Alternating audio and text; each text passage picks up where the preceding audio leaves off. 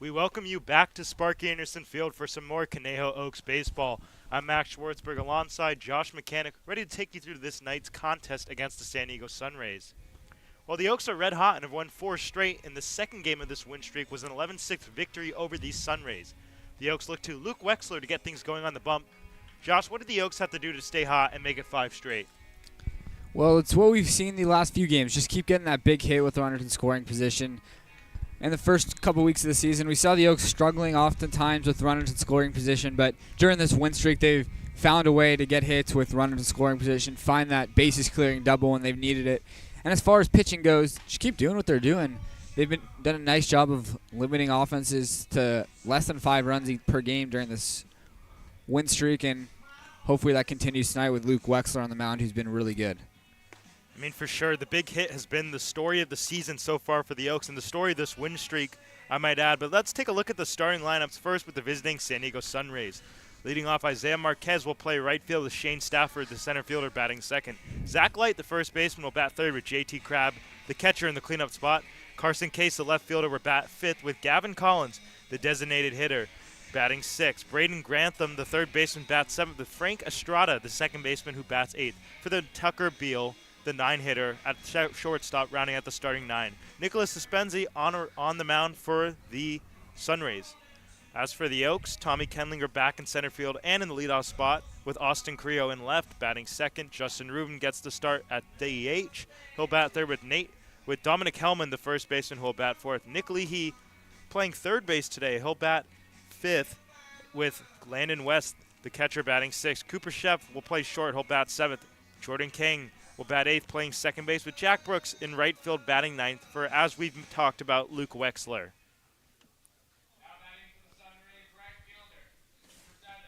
Isaiah Marquez leading it off. We saw him just a few days ago when the Oaks faced the SunRays.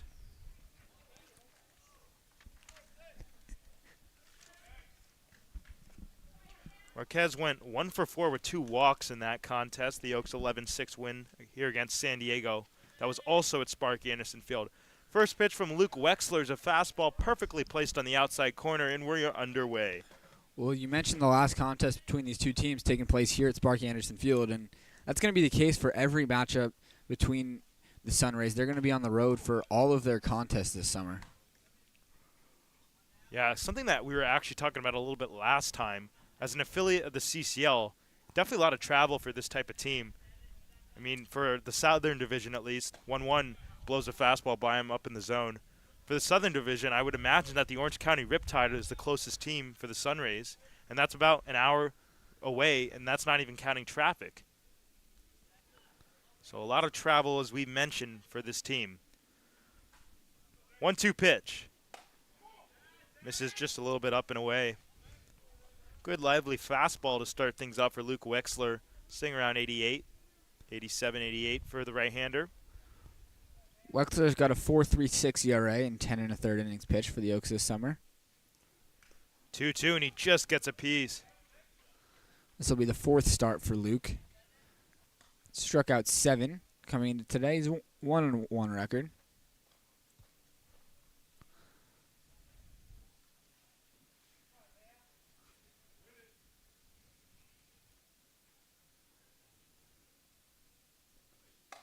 Straightens him up there. Fastball running up and in. A lot of break and movement on it. About 12 inches of horizontal run for Luke Wexler, especially going to a right-handed bat. That can't be a comfortable appearance. We're ready with the payoff pitch. 3-2, swing and a miss.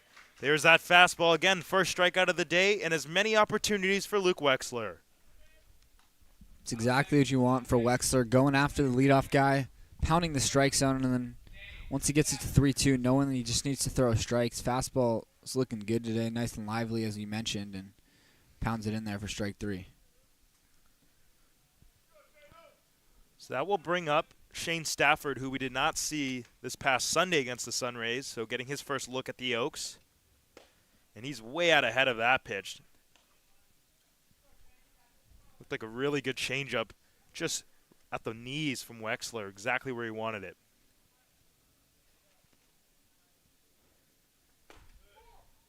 Try to go back with it, but he misses a little bit down. The count will even at 1. It's got to be difficult for a hitter because that fastball and changeup are both coming out of the same arm slot, but one of them just stays up with a lot of run and the other one breaks away. That is fouled on top of the Oaks dugout.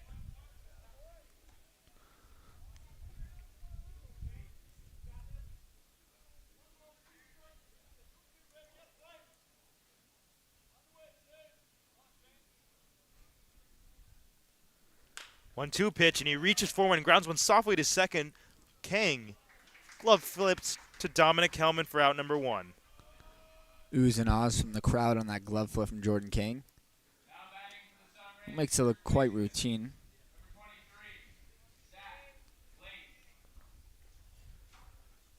Something of a theme this season is the Oaks definitely, while they have been a very good offensive team, the defense has been there really all around the field. We've been seeing great plays and plays that don't look too hard because they're just making it look easy. Yeah, apart from a sloppy game here and there haven't been too many errors made by this Oaks defense. First baseman Zach Light getting his first look of the outing. Wexler looking to face the minimum. The 0-1 is a little bit off the plate, but he does get the call. 1-2. 0-2. Wexler looking for his second strikeout of the inning. Comes home. And that just misses. I mean, it was a ball, but very similar to the pitch that we saw get called a strike to go to the 0-2 count. Was a little bit lower than that one, but basically geographically right to left, the exact same spot. 1-2, changeup bounces in. The account will even at 2.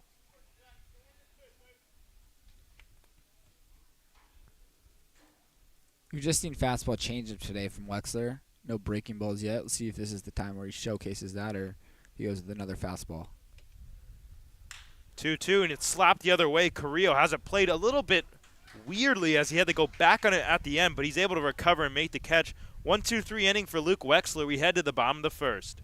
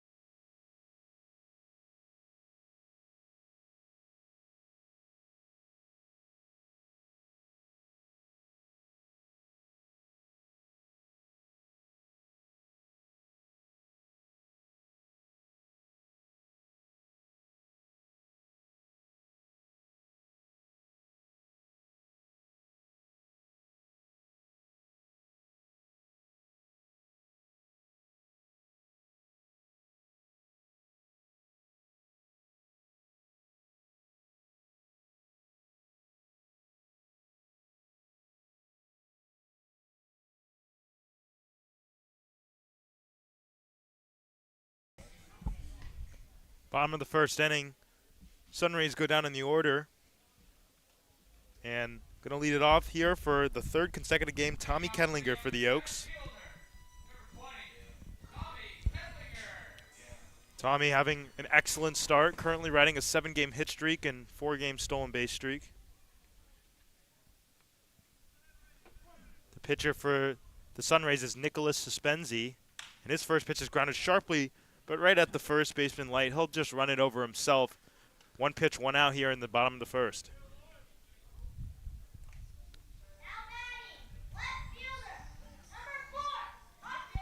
A lot of aggressive hitters at the top of this Oaks lineup, Carrillo and Kenlinger.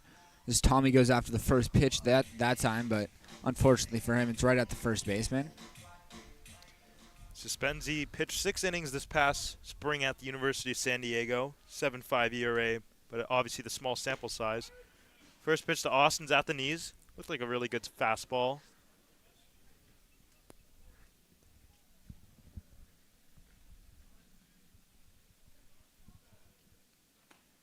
That just misses him. He had to duck a little bit out of the way with it with the foot. You saw Austin get hit twice yesterday. So did Kai Caranto. They're currently battling out for the team lead in hit by pitches. Kai getting the day off, at least to start this game. 1-1 pitch will miss away. The Oaks coming off their annual contest against Team Philippines, taking that one by a score of 16-4. Just a hit parade all day yesterday. 2-1 misses upstairs. This will be different for the Oaks facing off a pitcher with some velocity. After the starter for Team Philippines yesterday, it was very little velocity coming out of relief. Fastballs in the low to mid 70s, but the starter Suspenzi with a little bit more velocity, 85 to 87 up to this point. Yeah, it was very interesting. One of the pitchers for the Philippines yesterday, his fastball was sitting at 69 to 71. Talking with some of the guys after the game, Carrillo and Camarillo, they were telling me that that was the slowest pitching they've faced since they were like 12 years old.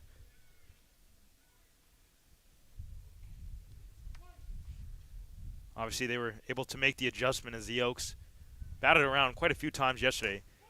3-2, just misses outside. Austin Carrillo with the 1-out base on balls for Justin Rubin. That's Carrillo's team-leading 10th walk of the summer, breaking a tie with Tommy Kenlinger. Adds to his .565 on-base percentage, which is just ridiculous. Yeah, Carrillo with 2 rare strikeouts yesterday, but just getting on base left and right throughout the beginning of this season and really in his entire career. Drops in a breaking ball there for a strike.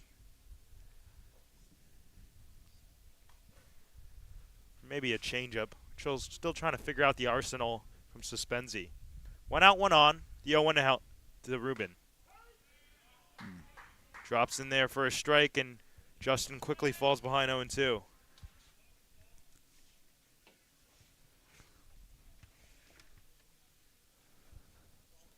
Rubin's emerged as one of the better hitters for the Oaks this summer, hitting nearly 500 and slugging .797. Runner goes at first. The pitch is way outside, and it's going to get to the backstop. So Correa will round second base.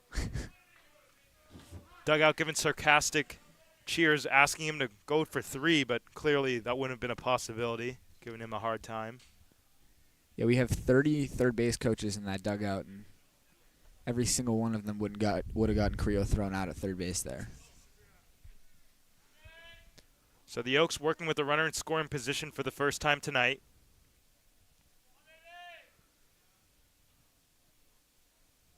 Suspenzi ahead of Rubin, 1-2. And it's roped to the left side, but it's a great stop by Grantham at third. He'll toss to first and get Rubin by half a step. Carrillo stays at second now with 2 outs in the inning. That was a really good play over there at third base by Grantham. Off the bat, I thought that was for sure getting into left field for a base knock, but taking away a hit from Rubin there. So that'll bring up Dominic Hellman, who looks to get things going. Off to a slow start in his tenure with the Oaks this summer. But we know when he gets it and he connects, the ball goes a long way and is hit very hard.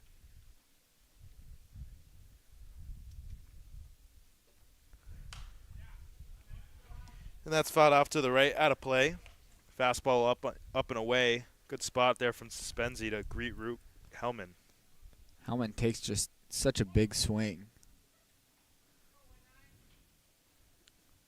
Looking to drive something there.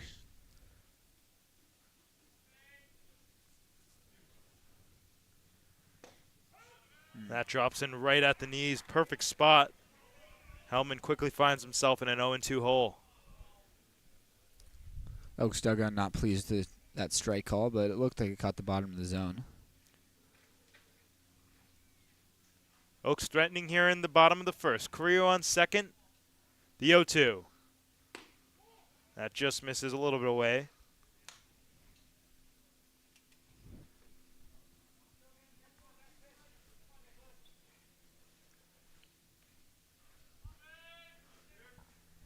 Conejo routing a 4-game win streak. Game 2 of the streak was a victory over the SunRays. 1-2's in the air to right center field. Playable for Marquez. Fighting the sun a little bit, but he'll be able to make the catch to retire the side. The Oaks strand a runner. Scoreless here as we head to the top of the second.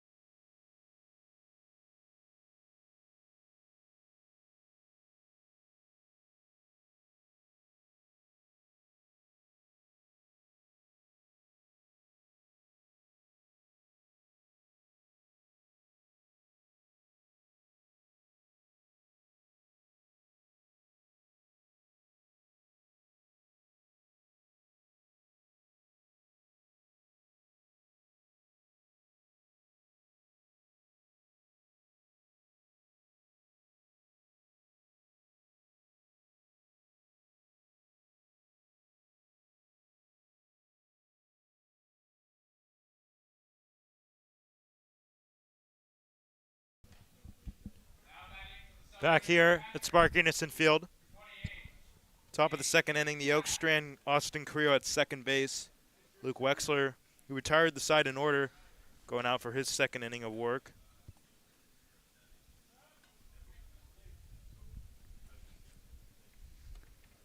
It'll be 4-5-6 here for San Diego, starting with the catcher, JT Crabb.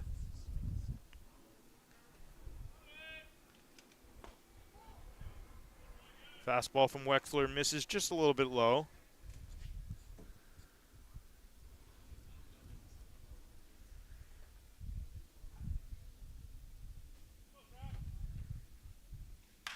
On the ground, up the middle, and into center field. Ringing single in the first hit for the SunRays. First hit either side.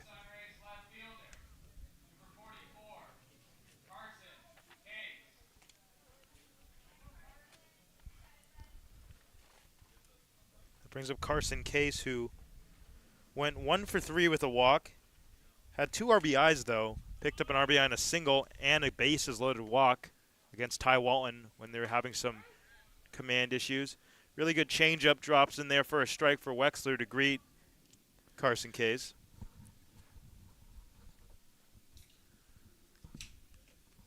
Wexler looking for a double play ball here. Probably going to stay away from Case in this situation. He goes back to that changeup, and he's way out ahead. Nasty stuff.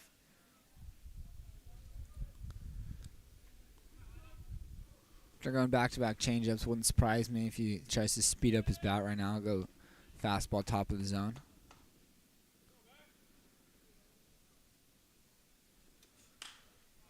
He goes to the fastball low and away, and it's weakly popped up right in front of the Oaks dugout.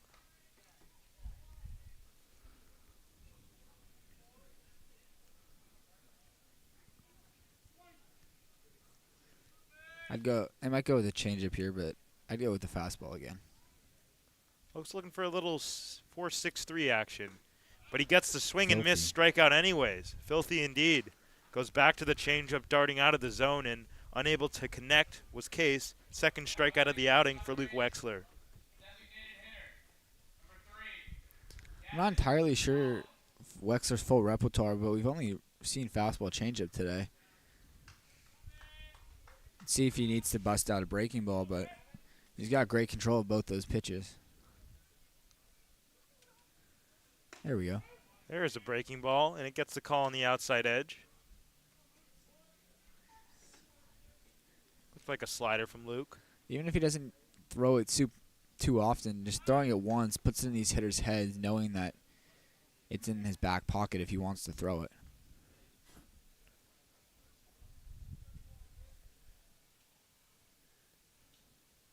Oh, 1 to Collins, but it'll have to wait.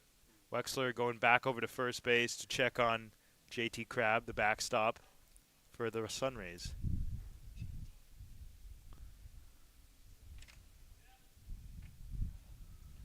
Pretty big lead over there at first, and that's hit on the ground. A shortstop to second for 1, on to first, not in time.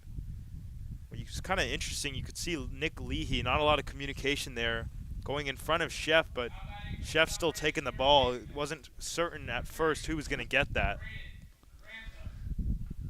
Yeah, with Leahy's momentum going towards second base, it might have been better for Nick to field that ball in an attempt to turn 2, but Cooper Chef's just always impressing me over there at shortstop. Let that ball get a little deep on him, but great footwork over there to make sure you got that sure out at second.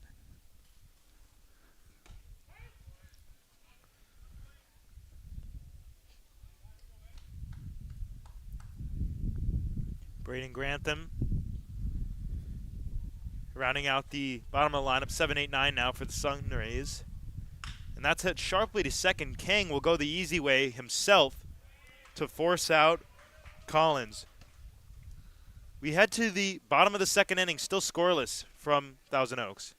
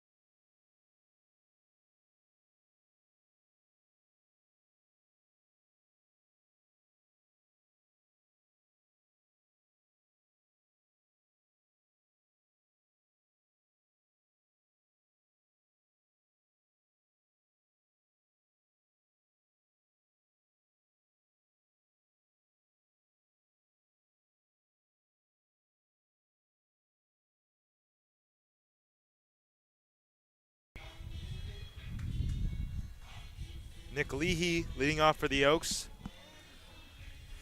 It'll be Leahy, West, Chef. Anybody gets on, Jordan King will have a chance.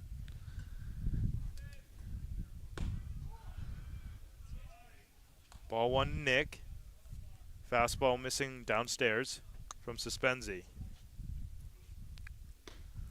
1-0's on the corner, 1-1. Well, we see Nick start exclusively at second base, but today at the hot corner playing third. Another example of the Oaks' versatility defensively.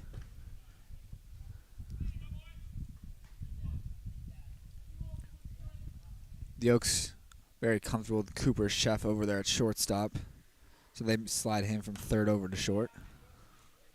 2-1 has popped up just to the left foul over by the on-deck circle where Landon West waits.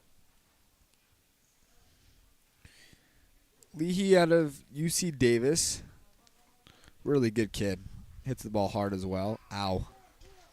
And he gets hit on that. right, it looked like in the wrist or forearm. And that was an 85-mile-an-hour fastball running in with a lot of tail right into his arm, 13 inches. So trainer, head coach coming over to just give him they're actually going to appeal to first base to see if he went around, because it did look like it was sort of close, but now Nick Leahy just in a bit of pain in a crouch by the third base line. You could tell by his immediate reaction that got him in a tough spot. Leahy certainly in a lot of pain, but it looks like he's staying in the game.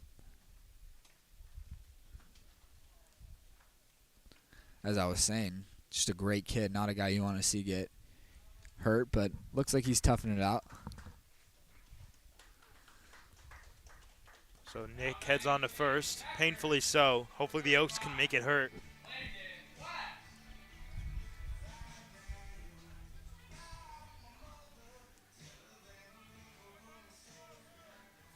Landon West, today's backstop for the Oaks out of Rice.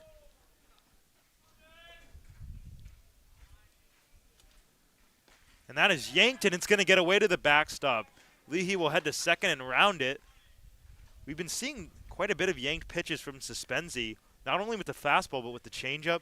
So it looks like a mechanical issue early on, and the Oaks going to look to take advantage of that. In that game against the Riptide this past, what was it, Tuesday? There's 4 wild pitches in that game that really helped the Oaks continue to put more pressure on Orange County and end up winning that one.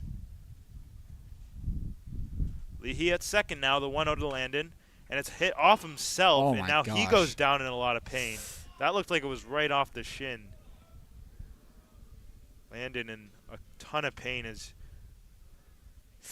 Yeah, it doesn't look like he's wearing that guard, but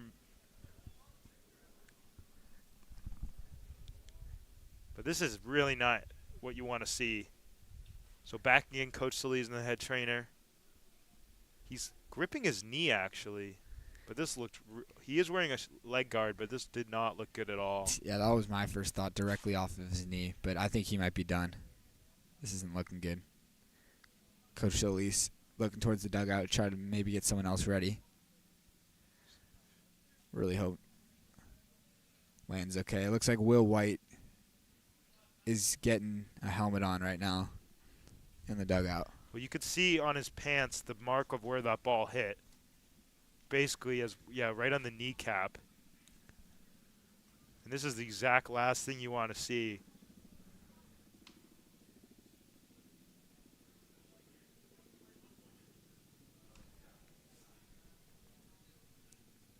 He's going to be helped up now, but I imagine he would not be staying in this game.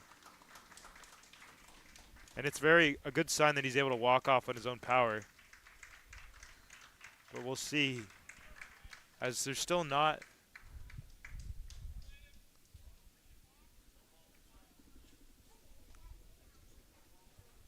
I think he's just trying to get a little bit more feeling back in that leg, that knee area. But I think Landon actually pleading to stay in this game. Definitely looks like it.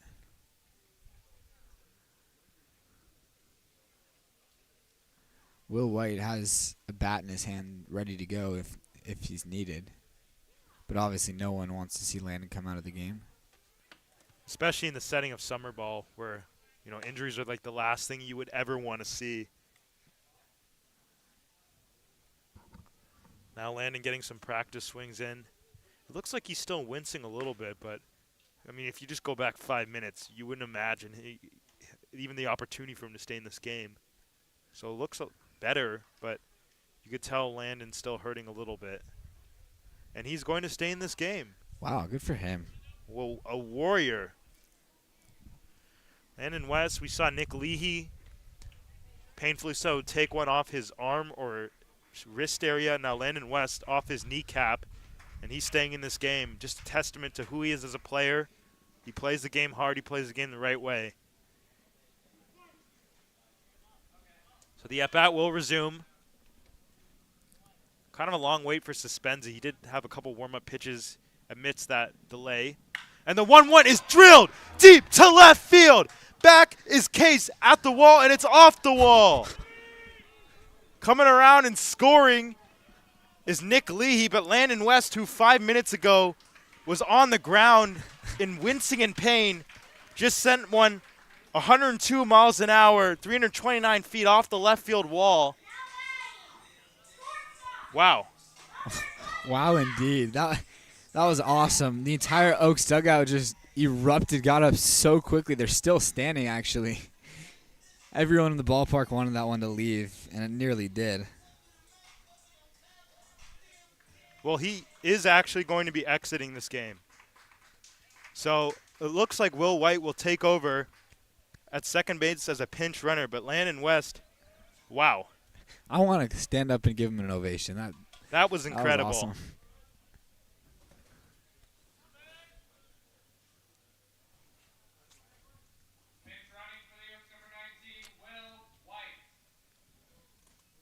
So it looks like Will White will then take over defensively as well for Landon West behind the plate.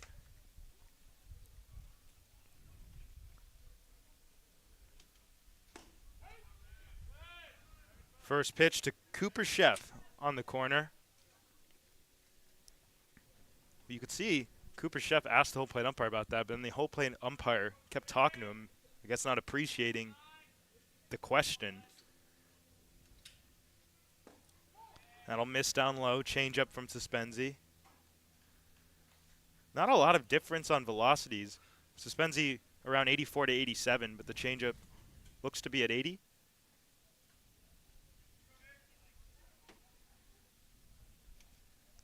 Two chop through the left side, and it's going to get through for a base hit. Around third, White's getting the wave home. He will score sliding in safely. The ball gets away. Now Cooper Chef on his way to third. The Oaks with the 2-0 lead. Well, a lot to dissect on that play. First of all, Will White, fresh into the game, having to test off his speed to score from second, but then kind of a lazy job by the SunRays pitcher there, just becoming a spectator watching that ball hit into left field, and instead of backing up the catcher, he just watched the play happen, and it cost him 90 feet, which allowed Chef to head over from second and third. Definitely the SunRays head coach not going to be happy about that. That is baseball 101. Jordan King sends one sharply up the middle. Shortstop Beal has trouble with it, and he's got no play. Run scores in the back door, but Jordan King reaches on what looks like an error. So no RBI, unfortunately, for Jordan, but the Oaks do have a 3-0 lead already. It's a similar start between these two teams as it was on Sunday. The Oaks jumping out to an early lead.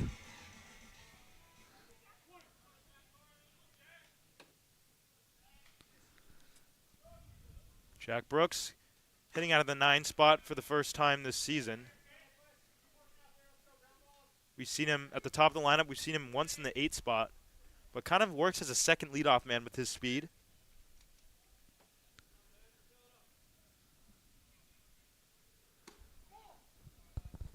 Somebody's got to fix the scoreboard, bro. It's so off. Was it 1-0?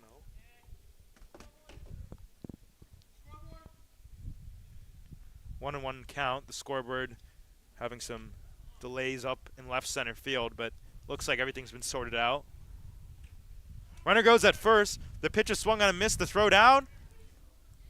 Not in time. Stolen base for Cooper Chef. Jordan King. Or Jordan King, excuse me. With his first stolen base this summer.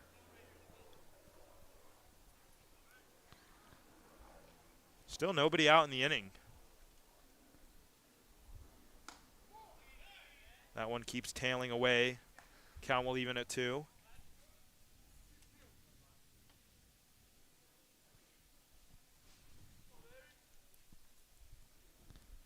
Top of the order, Tommy Kenlinger waits on deck. 3 runs home for the Oaks already, looking for more. King on second, the 2-2. And that misses downstairs. Suspenzi only with 1 free pass. That was a walk to Austin Carrillo, the second hitter of the game. back in the first. Payoff pitch, and it's hit sharply on the ground to second. Estrada will fire to first, moving to third on the play. A very productive at-bat for Jack Brooks as Jordan King now with 1 out in the inning.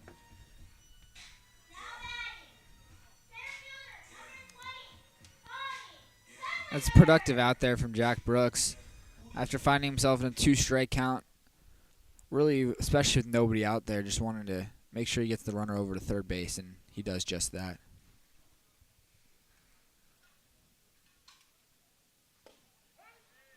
First pitch to Tommy at the knees. Looked like it might have been a little bit down, but close pitch. Definitely not something that you don't have to swing at for the first pitch in AB.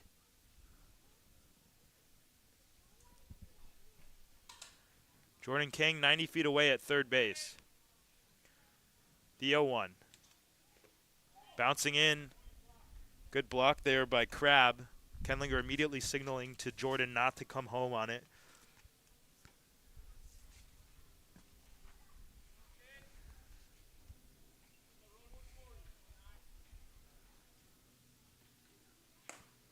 One pitch is up and in, 2-1. Missing with the fastball was Suspenzi.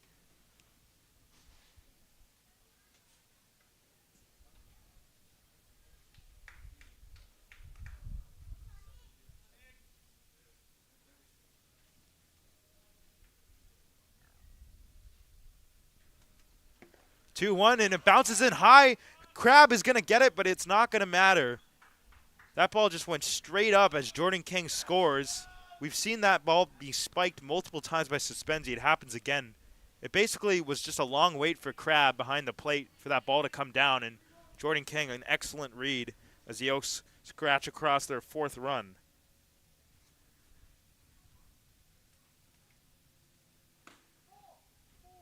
That's inside, ball 4. Tommy Kenlinger aboard with his first free pass. Second walk issued by Suspenzi, and that brings up Austin Carrillo, who received the first. Well, and that walk from Tommy ties Austin with 10 and the team lead. The 2 men at the top of the order for the Oaks certainly know how to get on base. Both of them with on-base percentage above 500.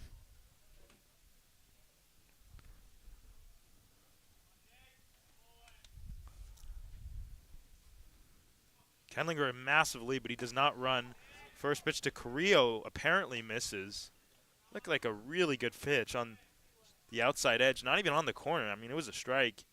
Definitely wasn't high or anything, but I think Carrillo's check swing might have influenced the home plate umpire in that. I'm not sure. Kenlinger another big lead. He was twitching, and he gets back now. I'm sure he was ready to go if he saw a break to the plate from the pitcher.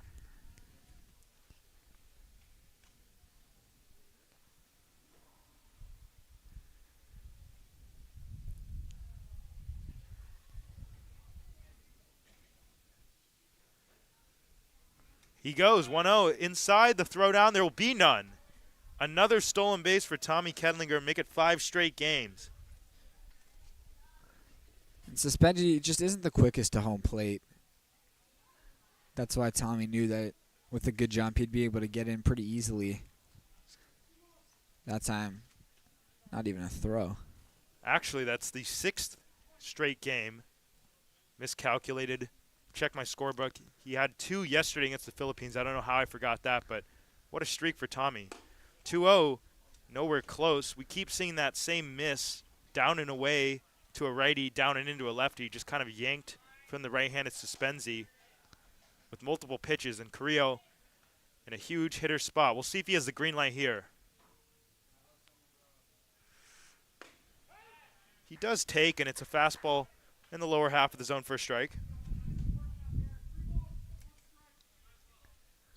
If this pitch is in the same location or right near it as the last one, it would shock me if Austin doesn't swing.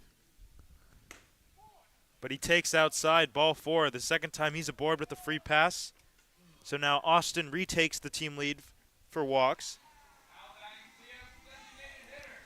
Yeah, it might be time to start getting someone hot in that Sunrays bullpen. Well, we're going to have a mound visit here. There is nobody throwing there, so I'd imagine that this is just to give some sort of scouting report or calm them down up on the mound. Doesn't look like they've brought too many players with them. Some teams in the CCL only travel with 12 to 13. I'd imagine there's a little bit more here.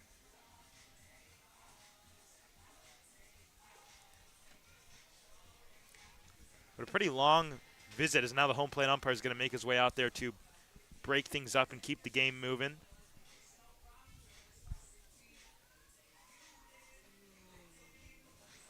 I mean, he went out there to break up the meeting and just stood there and just let them keep talking. Yeah, maybe, I don't know. Usually you see they're pretty adamant about saying, hey guys, let's keep the game going.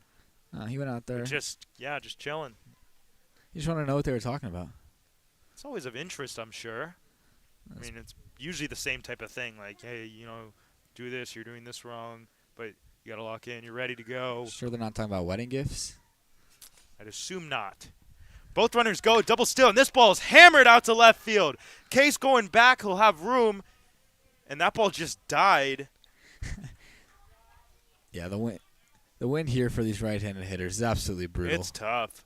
I mean, we've seen it go into the favor of a right-handed hitter only on fly balls to center field. We saw Reeve Boyd against the SunRays hit a ball off the right center field wall. The jet stream just got it. It just kept carrying, but that ball for sure off the bat looked like it was hit way better. Carrillo on second, or excuse me, Kellinger on second, Carrillo on first. The first pitch to Dominic Hellman is on the corner for a strike. Hellman flew out to the right fielder Marquez to end the first inning.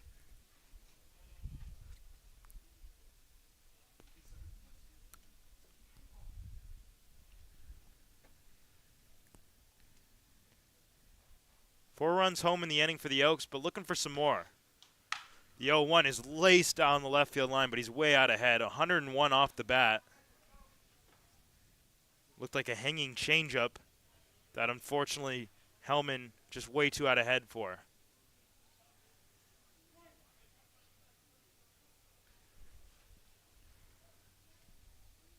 Hellman behind 0-2. And he checks his swing and grounds it softly to first. Some trouble, and nobody's going to get it. And now the runner's coming home, and Kedlinger, he is out. Tommy can't believe it. He's saying that. Yeah, he was safe for sure. Yeah, he was safe. That is bad. Wow. Well, kind of a chaotic end of the inning. Tommy Kedlinger trying to make it all the way around there. It looked like he was safe, but called out on the play. The Oaks score 4 times as we head to the top of the third. Just before we go, we want to shout out KDTV, the website, and the YouTube channel for some conversations about, you know, the California Collegiate League. It's kind of a sports center style thing, so be sure to check out KDTV.com and the YouTube channel, just the same name, for some more action on that.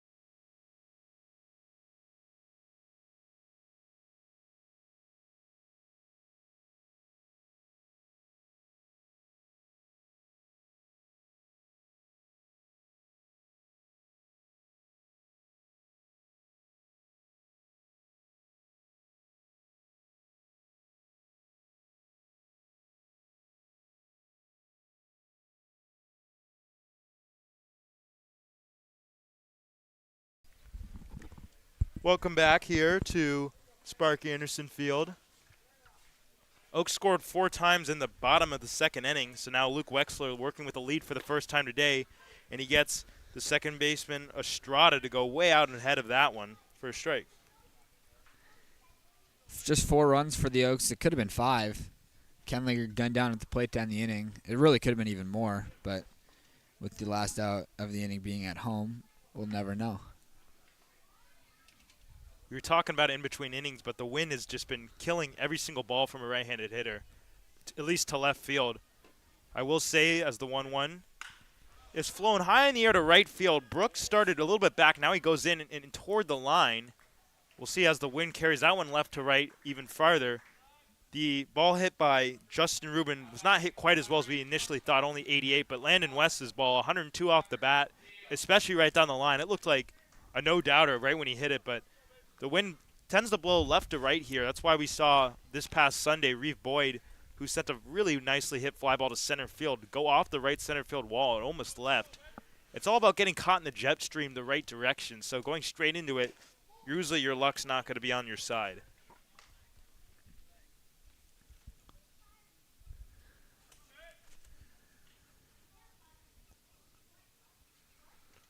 One out of the number 9 hitter, Beal, is swung and a miss. Nasty slider there from Wexler. So the count will even at 1. He hasn't thrown that pitch too often, but when he has, done it well. There's it again, but it'll miss out. Doubled up on it. You haven't been seeing that a lot besides a fastball or a changeup this outing.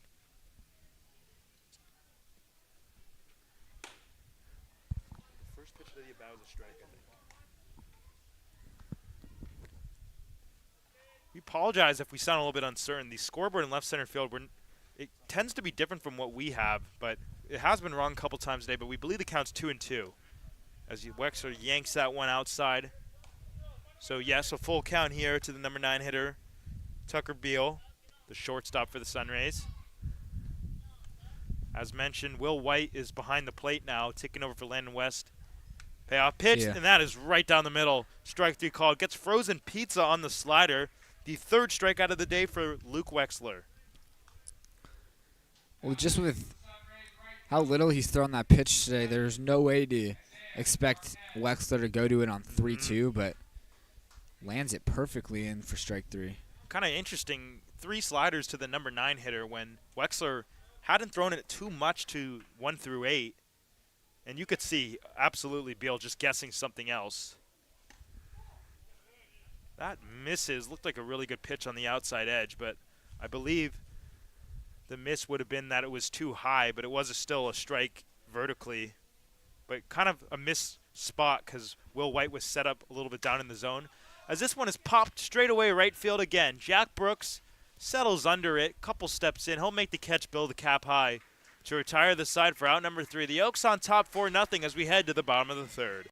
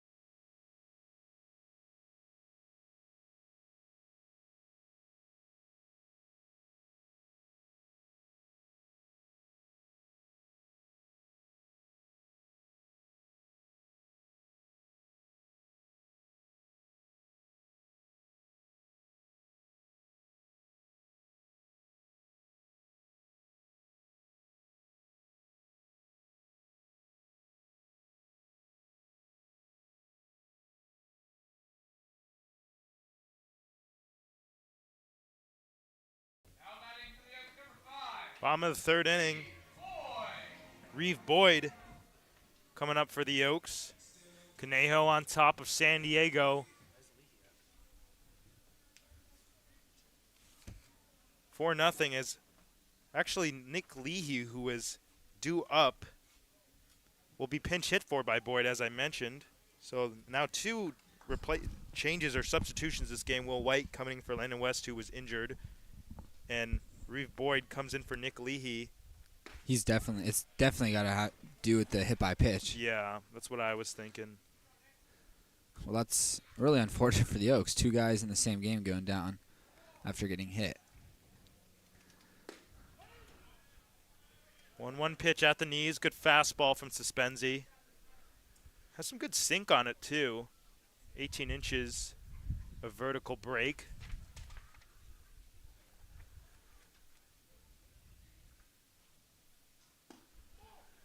There's that yanked pitch outside, 2-2. We'll see if we can get updates during the game on Leahy and West. If not, we'll provide them on a later basis. Just both of those guys just displaying the heart and hustle.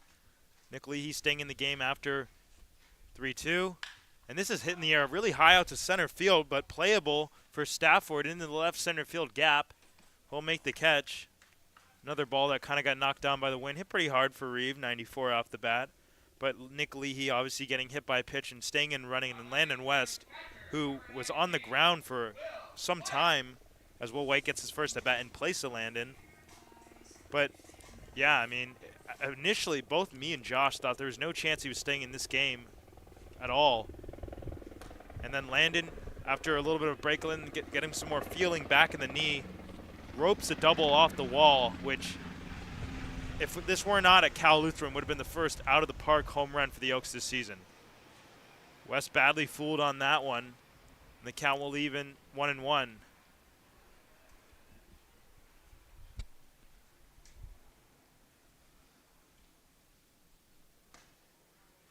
And now he's late on the fastball.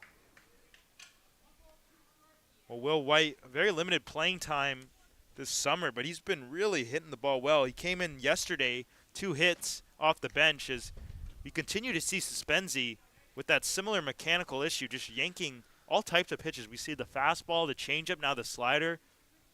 It's not on every pitch, of course, but consistently a miss.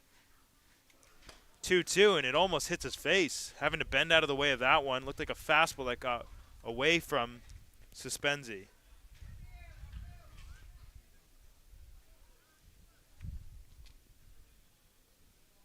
The 3-2 pitch swung on and missed. Another strikeout for Suspenzi. The first time Will White is down by way of the K. It's actually the first strikeout of the day. Brings up Cooper Chef, who hit an RBI single to plate Will White, who was pinch running for Landon West in his first AB, just back in the second inning an inning ago.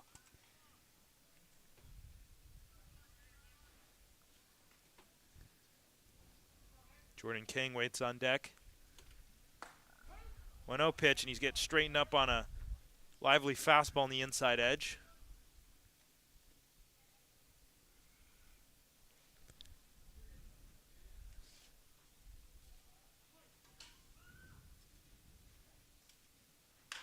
And it's just chopped to the left side. Grantham plays it on a high hop. He'll fire to first on the run to retire the side. Well, the Oaks go down in order as we head to the top of the 4th.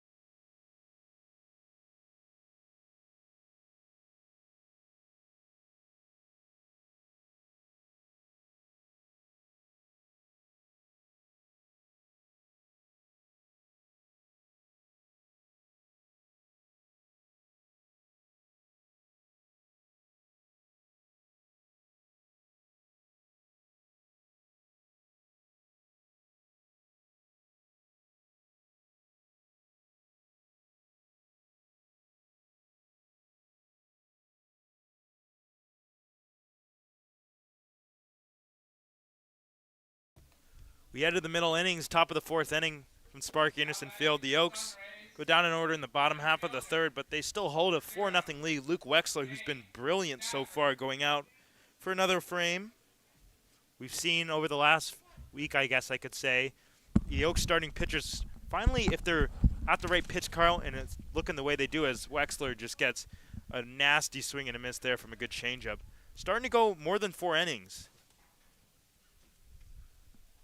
I believe either Ethan Glassman or Ryan Humphreys was the first to do so, and then we saw Cole Fisher do it. This is on the ground to the right side. Jordan King fires over to Dominic Hellman for out number 1. Yeah, Glassman was the first, and then Fish going 5 innings and earning him an offer and eventually a commitment to the University of Oregon. It's a big deal for Fish. Absolutely. Just announced today, talking to some of the boys back there.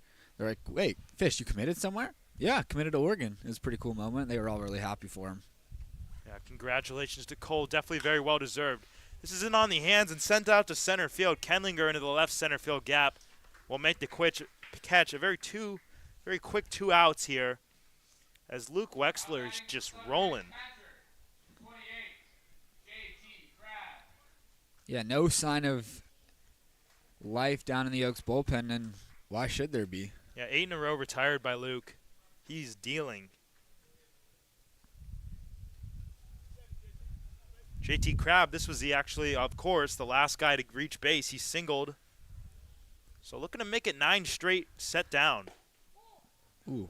Really good spot on the slider. It did appear to be a little bit low, but we see that all the time, getting the friendly pitcher call. But no harm, no foul. I'm sure Luke very comfortable with working from behind the count. 1-0 to Crabb. And that is fought foul off to the right out of play. Very tardy on the 87-mile-an-hour fastball. Clearly the velocity still there as we are now in the 4th for Luke. Through 3 outings coming into today, Wexler had thrown 10 1/3, so this is more than his season average already. 1-1, and he's not even close. That is just a filthy changeup. We've seen him have a really good feel for that this inning. And he's able to throw it for a strike and not for a strike. Clearly his intention to go below the zone because no need to keep it in there as these hitters just have no adjustment. Luke Wexler looking to make it 9 straight. The 1-2 is chopped foul third base way. Nice little play over there by the third base coach for the SunRays.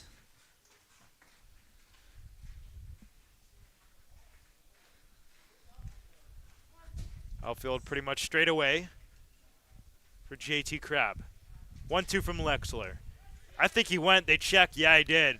Disgusting slider. Now 9 in a row retired from Luke Wexler, who's dealing. We head to the bottom of the 4th. The Oaks up 4-0.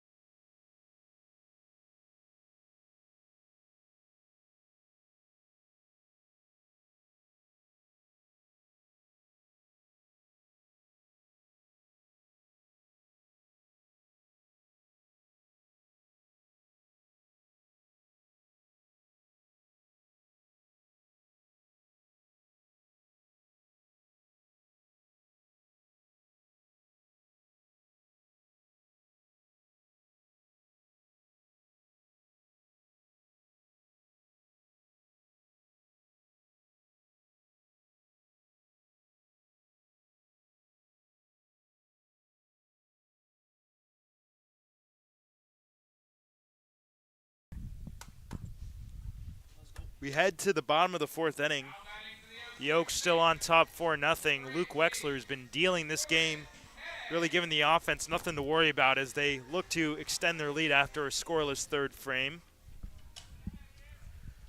Jordan King, who reached on an error, getting his second at bat. Takes a fastball on the inside corner for a strike. The velocity has dipped a little bit for Suspenzi in this one. 0-1, and this is laced out towards right center field in the air, deep towards the gap, and it is gone! Jordan King with the first out of the park home run for the Oaks this season. Well, we talked about the jet stream catching baseballs, and we see Jordan King round the bases. 5-0 Conejo. What a swing, Jordan. Off the bat, we knew that was splitting the gap. And that ball just kept on carrying and crept over the fence in right center field. I mean, I knew it was hit very well, but that ball, that caught the jet stream indeed. But let's not take anything away from the swing. 98 off the bat. A perfect opposite field approach for Jordan King. And wow, that was an impressive swing for sure. I mean, we saw him take one off the wall at Compton in the very beginning of the season. Now we see him send one the other way. Talk about firing up a dugout. Yeah, everybody on their feet, including ourselves, but we constantly do that. 2-0 pitch, that's swung on and missed over the top. Yeah, even some of the pitchers were in the back stretching, and they all came running into the dugout. Yeah, as mentioned, that's the first Oaks home run that has left the building. We saw Justin Rubin homer against Orange County, but that was no cheap shot as it was not an error. It just happened to be to the perfect spot by the center fielder, Kemmerer, and that was that. But there's a very good swing from King. This one is laced to right, and that's going to get down for a hit. Jack Brooks ahead with the single, so essentially a new leadoff hitter on first base for Conejo. Well, that's pretty much the role of Jack Brooks today. Yesterday he hit leadoff. Today he's batting ninth and just playing the role of the second leadoff man. Nobody on, gets himself on base, 97-mile-an-hour knock, and the Oaks can pick up a couple more here. Tommy Kettlinger with Jack Brooks on first. Pretty big lead. And he goes on the first pitch. The pitch is up. The throwdown from second. No chance. Jack Brooks, stolen base. Well, it's just not really a chance for the catcher there. Suspenzi isn't quick to the plate, and these Oaks base runners are very smart. And we've seen a couple of guys just go on the first pitch knowing that as long as they get a good jump, they'll be in there. That misses up.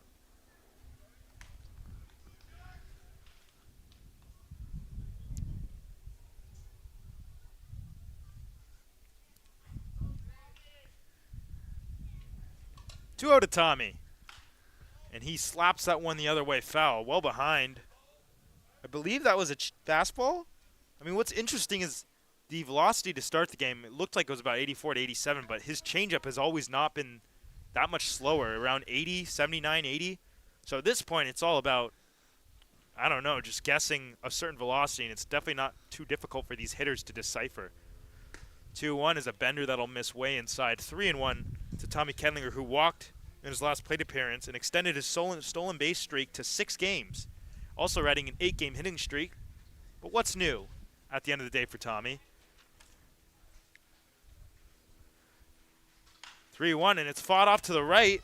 Light at first base makes an awkward grab, having to go on the backhand to a ball basically in between his legs. But it's going to be a ground out and still a productive out for Tommy that will move Jack Brooks to third. Yeah, that was a weird one over there at first base. They always teach you when you're fielding ground balls to go down, down, down, up. And on that one, it looked like just at the last second he decided to just stab at it and bring his glove down to save it from going between his legs.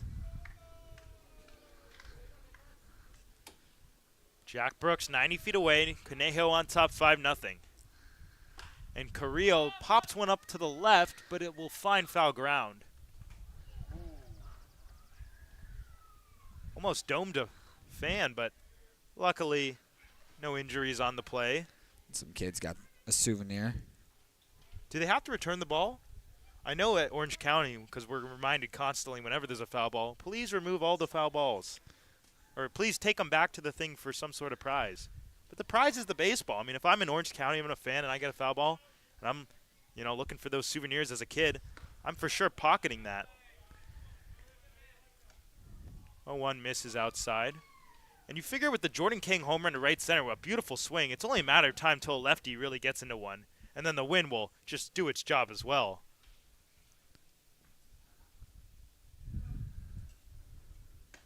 1-1 misses way outside on most likely a fastball. It's really giving our TrackMan guy Trent some difficulties when the fastball and changeup seem to be separated by a mile an hour at this point in the game. Carrillo ahead 2-1. And he lines one the other way into left field. That's down.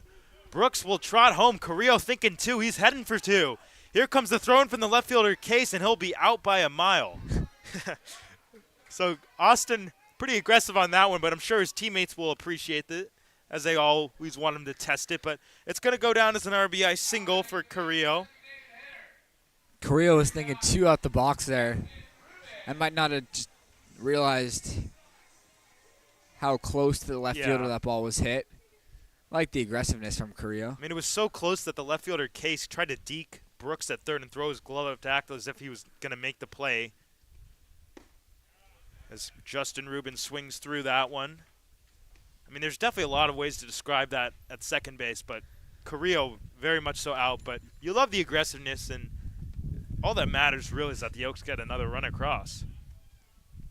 0-1 to Justin. And he smokes this one off the thigh, Suspenzi, but it kicks out towards the second baseman, Estrada, who will fire to first. So a painful out, number 3 on the 1-4-3 putout. But the Oaks get 2 in the inning, including the first home run that has left the park for the Oaks. Jordan King, a 98-mile-an-hour missile to the opposite field. It's 6-0 Conejo.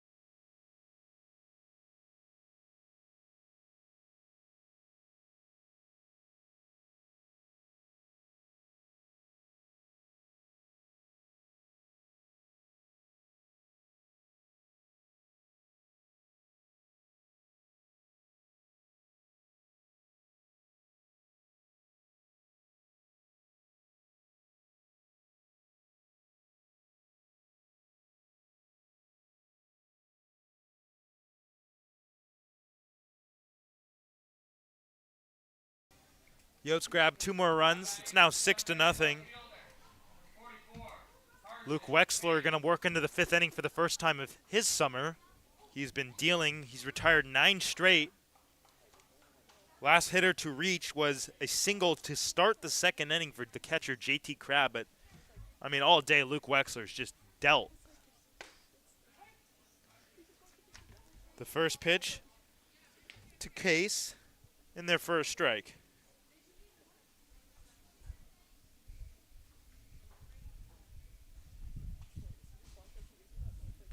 0-1, and it's hit sharply to the right side through and into right field, a base hit.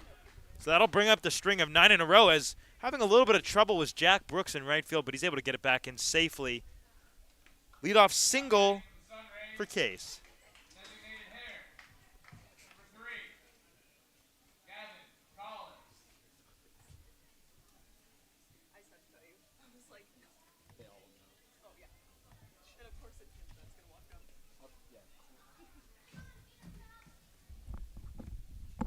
So Wexler going to look to just get back to grinding as base runner to reach for the first time in a whole lineup.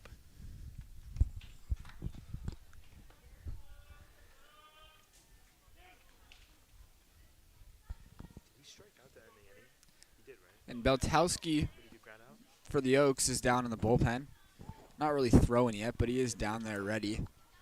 ready to begin throwing, I should say. Tanner, we've seen make 2 pitching appearances, I believe, this summer. 2 or 3. Yeah. I think it might be 3 now, but we've obviously seen him in the box paying dividends.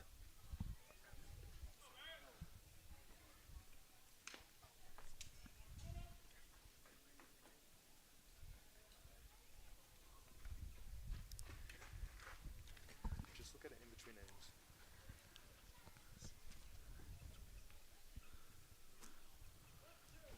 One on, nobody out, but Wexler had 1 and 2 to the designated hitter Collins. And this is hit softly, but a foul ball. Will White easily out of the crouch right away, but unfortunately for the Oaks, not able to grab any outs on that one. This is already the best start of the summer for Wexler. And should he be able to complete this 5th inning, be perhaps the best start for any Oaks pitcher this summer, up there with Ethan Glassman's 5 innings. No free passes so far either. 1-2, and it's chopped on the ground to third. Boyd backs up a little bit, goes to second for 1. The throw to first from Kang, not in time. A fielder's choice. But they get the lead man in Case out at second, so still 1 pitch away are the Oaks. Not the hardest hit ball. Had Boyd backing up. Very tough to turn 2. Now Boyd elected to go for the long hop. Had he gone in on that, while it might have been able to turn the double play, you risk it going behind you because a short hop, definitely a very difficult play for an infielder. Yeah, in a 6-0 game, you just want to make sure you get the sure out. Really sharp slider that'll just miss. And another thing to credit Wexler's dominance, I mean, I know it sounds like I'm Captain Obvious, but it's because he's just commanding the baseball so well. We've seen this Oaks pitching staff all year. While they have been nasty, limiting runs, walks have been a bit of a struggle, to say, for at least a couple guys. I mean, you got a guy like Cole Fisher, who currently sports a 21 strikeouts per 9, but is also dealing with walk issues. And, you know, the hitters aren't able to hit, but command issues, they're always a little bit something to work on in the summer. And there's another ground ball opportunity for a double play. 5-4, and they throw to first, but not in time. So basically, deja vu, essentially deja vu, as they again get the lead man in Collins, but it'll go down as another fielder's choice. Jordan Kang, Dominic Hellman, the 2 men on the right side of the Oaks infield, having a laugh. As you mentioned, it's the exact same play, back-to-back hitters. And I want to point out the most ESPN stat of all time. Back in the 2nd inning, Collins grounded into a fielder's choice with a double play that he beat out, and then Grantham, who we just saw ground into that fielder's choice, as that is hit sharply, Cooper Sheff, backhand to his knee, throw to first, what's new? Cooper Sheff, a magical wizard with the glove. We head to the bottom of the 5th.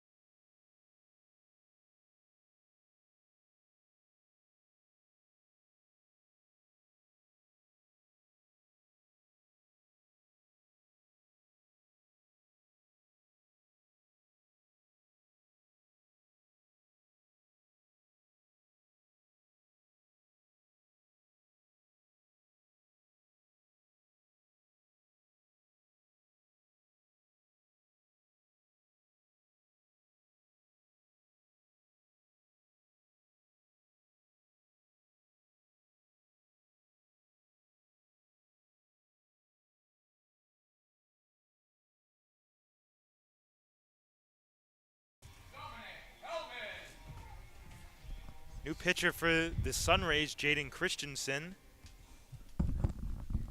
Dominic Hellman leading it off for the Oaks. Conejo on top, 6-0 over San Diego.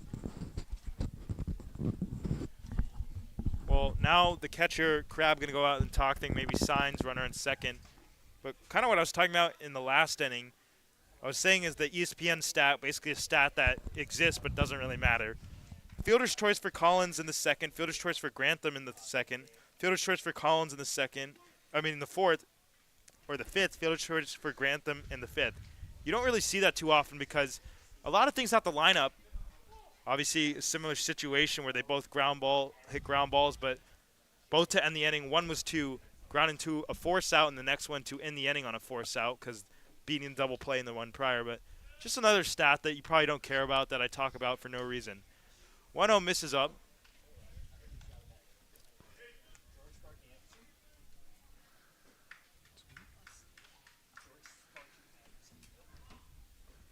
Hellman ahead 2-0. And he pops this one up a mile high. Coming from all directions, it'll be the third baseman Grantham kind of trickling towards the mound to make the catch. You could see the frustration on Dominic Hellman's face. Definitely a hittable pitch there. And the struggles for Dominic continue.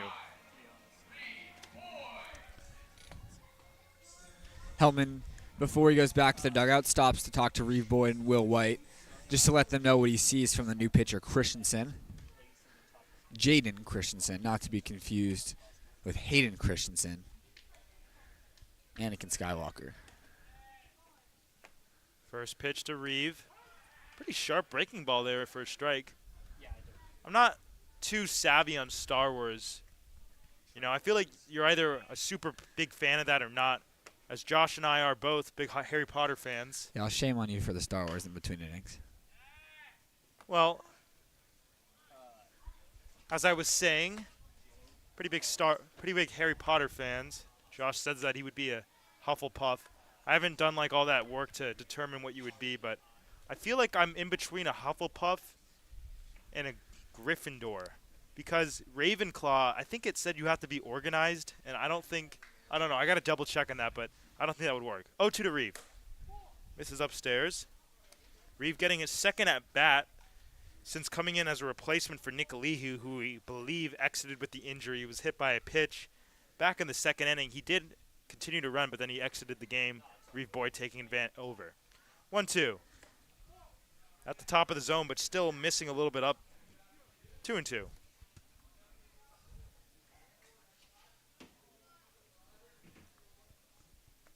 The Oaks have scored 6 unanswered runs to begin this game. That's launched out towards right center field. It's going to split the gap, and it's off to the races for Reeve Boyd.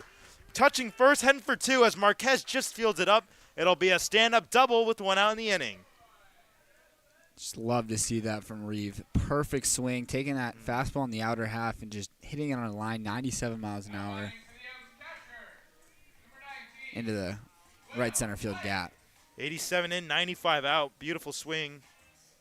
That's just how you stay inside the ball. We've seen the Oaks hitter do that a lot lately. Obviously, Jordan King, fastball a little bit down the zone, but right down the middle, and not pulling it, but sending it out to right center.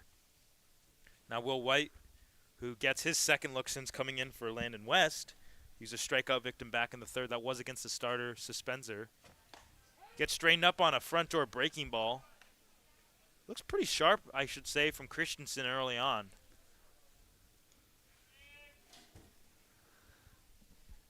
There is action down in the Oaks bullpen.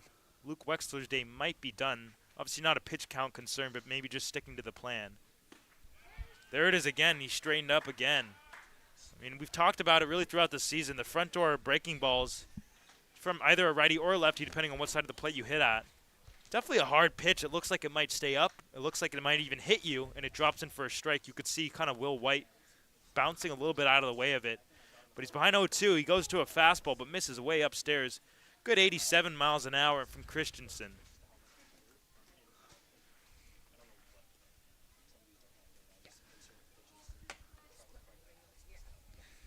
See if White can stay hot up there.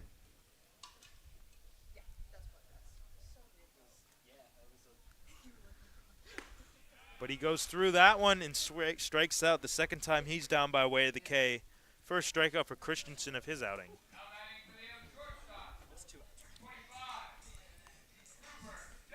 So this will bring up Cooper Sheff, who just made another beautiful defensive play to end the top half of the inning.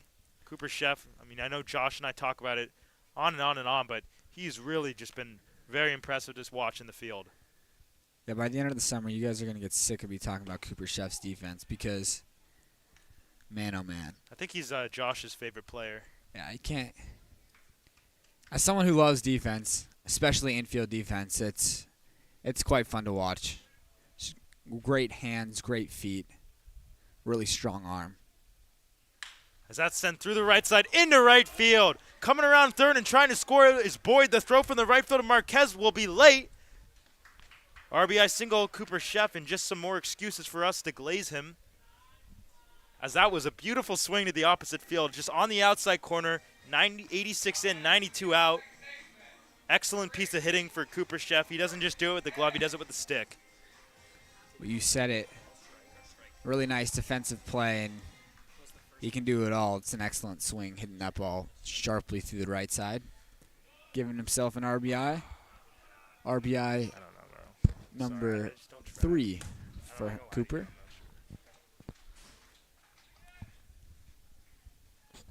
So now Jordan King, who homered an absolute rocket towards right center field, getting his third at-bat of the game. Runner goes at first, and Sheff, the pitch is grounded up the middle, but right on the bag. You could not get any more unlucky than that. The shortstop, Beal, went to cover, and that is just unlucky for the Oaks. Tough break as Conejo's up 7-0.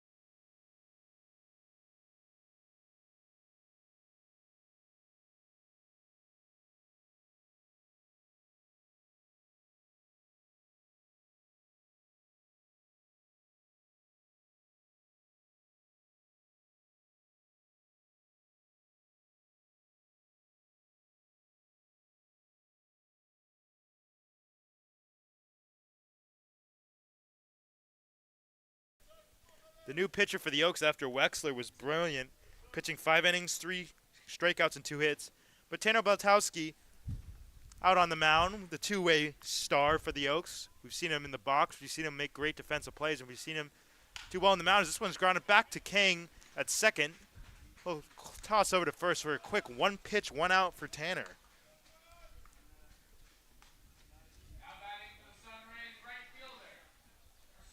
For Beltowski, this is his third outing in CCL play. Just 1 inning each in each of his 2 outings for today, so 2 innings total. Looking like it'll probably be the same. Reagan Gale heads down to the bullpen.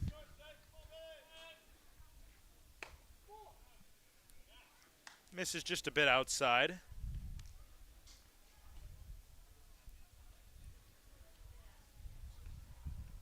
This is the number 9 hitter, Tucker Beal. Good slider, but does dart away from the zone. So Tanner, falling behind 2-0, going to have to work back into this one.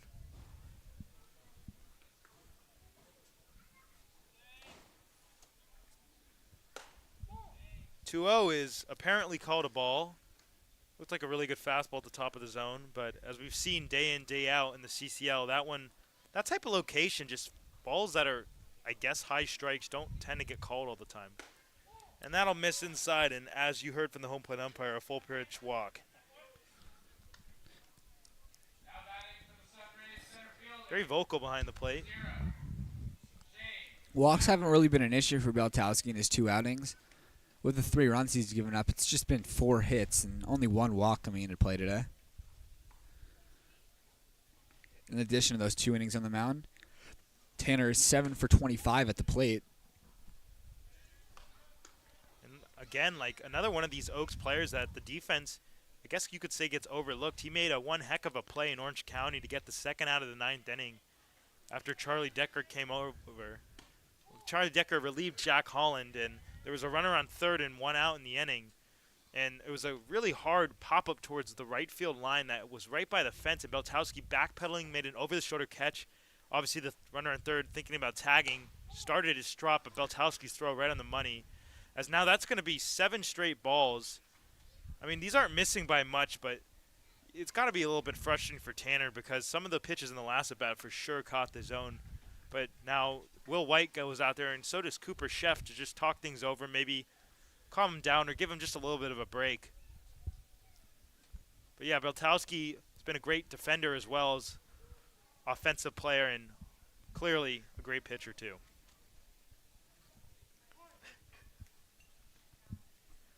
One out, one on. Beltowski behind 3-0 here. And he fires a strike in there.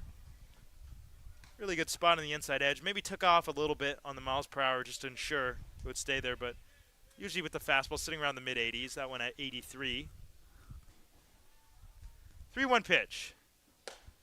And that misses upstairs, ball 4. So after getting the leadoff ground out to Jordan King, back-to-back walks issued by Tanner, but still no harm, no foul as the double plays in order. The Oaks have done an excellent job turning that all season long and look to continue to do so. Yeah, Beltowski's miss has been high to these last couple of hitters, but with a double play scenario in order, he'll try to keep the ball down in the zone.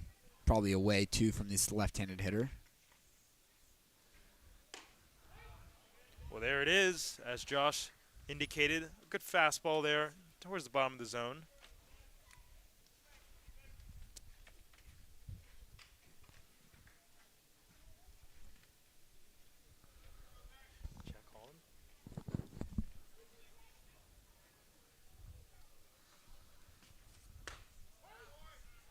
Wow. Interesting strike call there. We haven't really been seeing that much today. As Trent, TrackMan guy, laughing at that one. So are we a little bit. Tanner benefiting from a good call about a ball and a half inside. But usually with a left-handed hitter where the umpire is stationed over the inside corner, a better zone, I guess you could say. But we'll take it any day. Looking to take advantage. Big lead at second. Now Will Wait yells out to step off. And a good thing he did, as it looked like the runner Beal was intending to go over there to 3rd. This is slap foul off to the left out of play. Really good run on changeup from Tanner Beltowski at 78 miles an hour. 13 inches of run to be exact, so can't be easy as a left-handed hitter with the ball just going way away from the barrel and out of the strike zone. Beal on second with Marquez on first. The 0-2. That misses downstairs with the fastball. Well, the radar gun here at Sparky Anderson Field caught something different on that pitch because apparently Tanner Beltowski just hit 109 miles an hour. Well, there you have it. Dugout just did a sarcastic cheer. We'll see if he can hit 110. It's a record. Tanner Beltowski up in the triple digits as this one's hit in the air to right field. Brooks started back. He'll go back. The runner at second tagging Beal. The throw will be cut off by Jordan Kang. So a fastball at the top of the zone that looked like it was hit a little bit better than we all initially thought. But nonetheless, it was pretty routine. 85 off the bat, 83 in, 85 out. And out number 2 as Beal will advance to third on the sac fly. Gosh, dude, another spider on my everywhere. We see it in Orange County. Now we see it here. That went on my roster sheet. Runner goes at first to pitch a ball. To throw down, there'll be none. Will White pockets it. I'm sure that's what he intended to do the entire time as he took a look back at third base to see if Marquez would go farther off the bag with a fake throw. I'm surprised in a 7-0 ball game that the Oaks didn't throw through there, but it could also be a situation where had it been an easy pitch to receive, White could have thrown a second, but because he had to reach across his body, he didn't want to risk making a bad throw. Sharply on the ground to second. Nice play by Jordan Kang. He'll sling over to first to retire the side. Beltowski gets in a little bit of trouble, but he's able to strand 2 SunRays. Scoreless frame from Tanner as we head to the bottom of the 6th.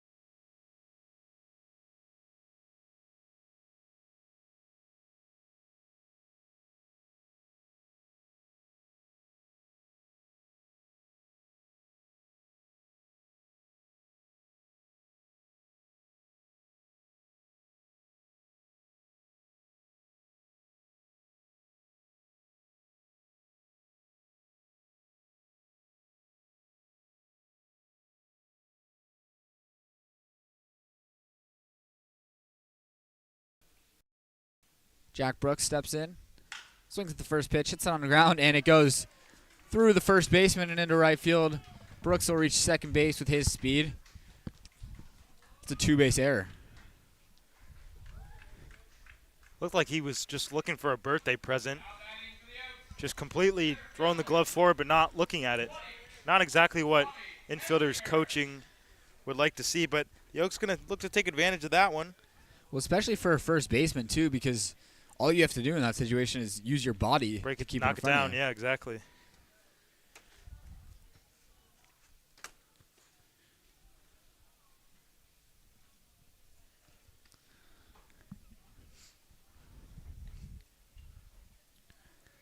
There's always a couple little kids that like to hang around the Oaks on deck circle and search for some baseballs and talk to some players, but today we got a swarm of kids that are over there. This is grounded to the right side. It's going to get Brooks to third with 1 out. So Tommy Kendlinger does exactly what he did in the 4th inning, move Jack Brooks to third base with an out now. And that's just more productive baseball by this Oaks offense. Kendlinger not trying to do too much that at bat. Knowing with nobody out, just has to get Brooks over to third base, does just that. And now one of the best hitters for the Oaks steps in with the runner on third and only one out. Yeah, Austin Carrillo fresh off talking to a lot of fans, as you mentioned. Is it some sort of event today? There's quite a bit of, you don't usually see this type of crowd. Friday night, no camp tomorrow. Kids want to see some high-quality CCL baseball. It's got a little swarm over there. It's really after the game where the players will give them a lot of attention, but during the game, a lot of these guys are pretty locked in. I mean, Austin, though, one of those guys that, you know, he chats it up a little bit, but that's just kind of his style. Yeah, it's very even-keeled no matter what about exactly. things. Doesn't put too much pressure on himself. He takes a really good pitch on the corner. Lively fastball at 86. Reagan Gale continues to get hot in the Oaks bullpen, so most likely just the one-and-done outing for Tanner Beltowski. Swing and a high fly ball belted right center field. It's going to split the gap and roll to the wall. Scoring easily as Brooks Carrillo runs for second. He's rounding two, and he wants three. Here comes the throw from Estrada. It'll be late. RBI triple, Austin Carrillo.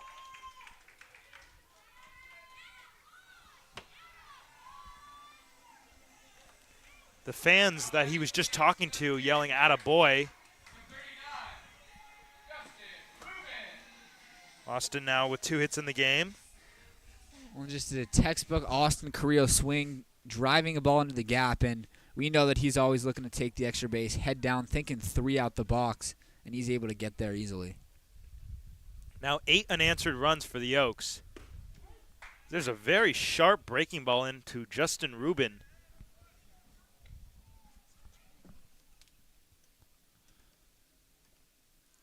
Justin looking for his first knock of the day. And he fights that one off to the right foul. Well, in his last at bat back in the 4th inning, kind of unlucky, he hit it right back to the starter suspensor, and it was a 1-4-3 putout that on a ball that was pretty much ticketed for center field. So sometimes you don't always catch those breaks, but Justin, of course, having a very good summer and ready to do damage in any at-bat. Behind here, 0-2. And he ropes one to third, and it eats up Grantham, and it goes down the left field line. Trotting home and scoring is Carrillo, the 9th Oaks run of the game, as the hits continue to come on for Conejo. Yeah, I'd give him a hit on that one. It was hit 90 miles an hour. It's a tough play over there at third base. A little backhand pick attempt over there, but nowhere really close to fielding that one. Dominic Hellman looking to get on the action. Has been off to a slow start this summer, but definitely a big hit would make him feel a lot better. And a good opportunity here with a contagious offense as he sends a high fly ball to center field pretty much straight away for Stafford. And now it's the right fielder Marquez. As I'm not going to lie, I was looking at the center field of Stafford, and he looked like he was going to make that play. But that was directly at the right fielder Marquez. My apologies on that as Dominic Hellman flies out to right. Hellman just missed that one. It's a good swing. 91 off the bat. Just got underneath it a little bit. Otherwise, we might have seen another opposite field home run. Reeve Boyd, who almost hit the first Oaks home run that left the park against these SunRays on Sunday. Pretty much actually exactly to where Jordan King hit it. 102 off the bat. Very good swing. The 0-1 straightens him up, and he'll miss inside with the breaking ball. Looks like a curveball from Christensen. Will White waits on deck. Rubin on first, but stepping off is Christensen.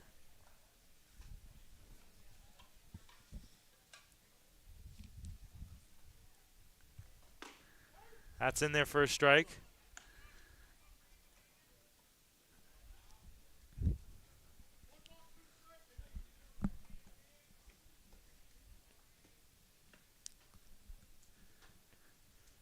The Oaks have scored in 3 straight innings, 9 unanswered runs in total. Rubin on first and the 1-2. That'll just missed outside. Looked like a very close pitch. Could have gone either way. Not sure if that was a slower fastball or a changeup, but I don't know. 2-2. That almost hits him. We've seen the curveball kind of miss in a couple times this at bat, and it'll run full. So getting a start at first base will be Ruben. The catcher for the Sunrays just letting the infielders know to throw across here. Ruben will be on the move, the 3-2. And that's upstairs for ball 4. First time Reeve Boyd has been walked.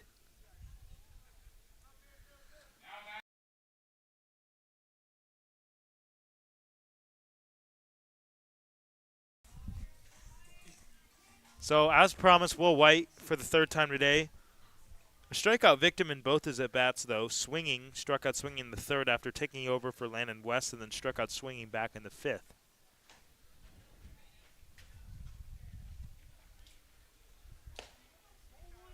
And he takes ball 1.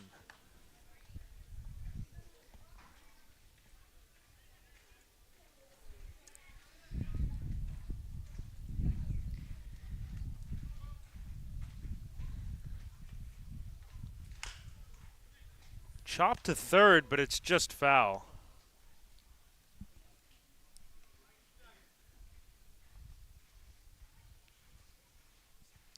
Some groans from the Sunrays side, as they were really hoping that one was fair in the end of an inning.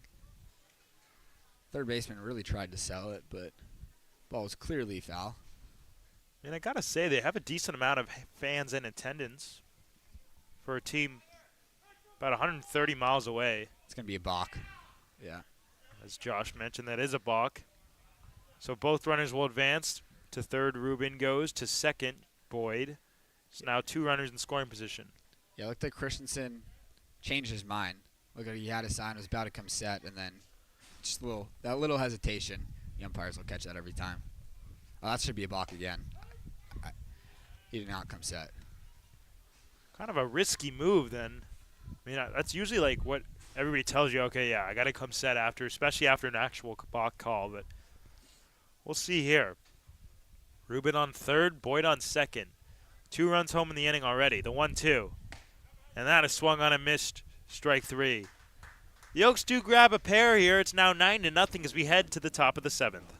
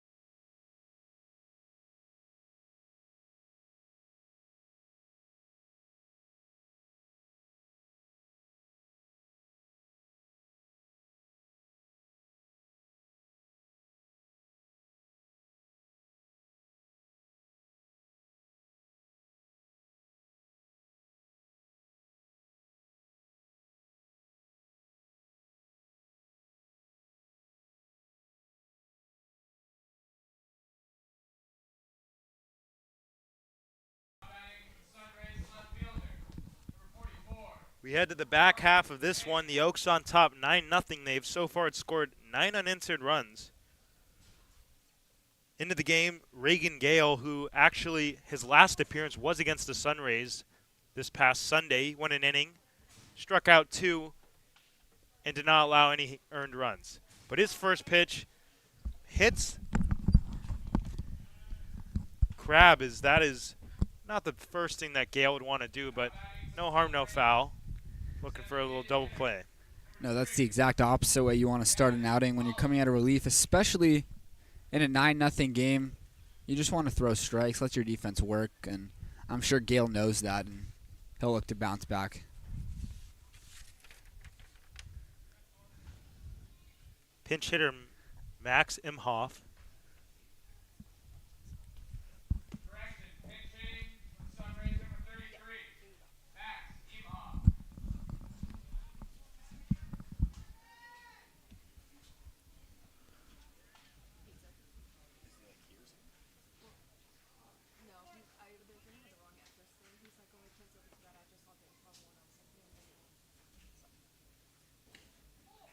That'll miss just a little bit away. Gale currently in the transfer portal. His freshman year was at Houston Christian where he redshirted. 1-0 and it's fouled straight back toward us. Good lively fastball for Reagan. Runs it up high 80s, low 90s. That one at 89. It's been a really good season for Reagan aside from one outing against the Saints. But other than that, he's been pretty dominant. 1 on, nobody out. The 1-1. That's right down the middle. It's like a slider from Reagan.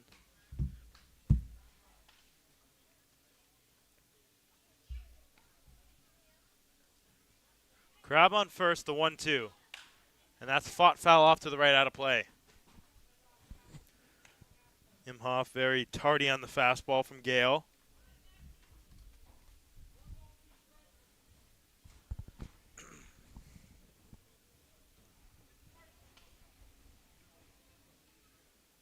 Gale struck out 2 SunRays in his last outing this past Sunday. We'll see what he wants to do here. As that's sent out to right center field. Kenlinger on the run into the gap. He's not going to get there.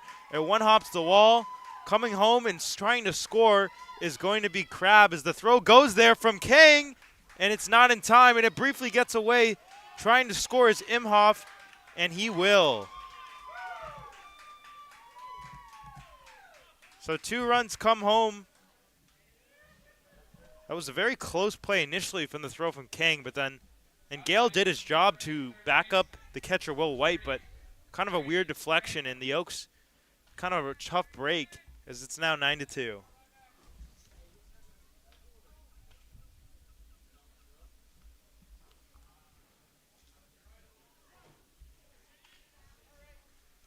Well, basically a new inning, nobody on, nobody out.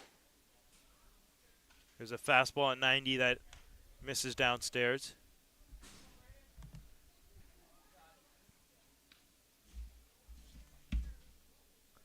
The designated hitter Collins getting his 3rd look today. Pretty good pitch on the bottom of the zone, but it did look like it might have missed down a little bit. 2-0. And that's hit towards right center field. Brooks into the right center field gap.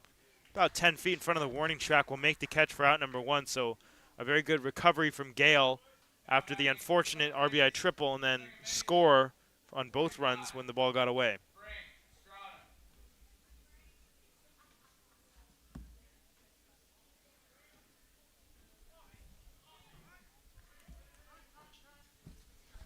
Isn't Grantham out? He said Estrada's up. Well, he just messed up in the PA. Oh, no. I messed up. Brings up Estrada. And that is a disgusting breaking ball from Gale that he's nowhere close to going after it in the dirt.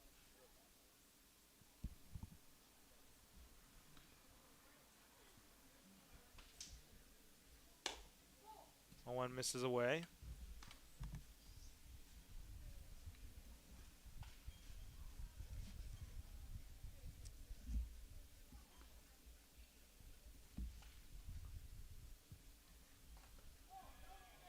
That bounces in, and Gale falls behind 2-1.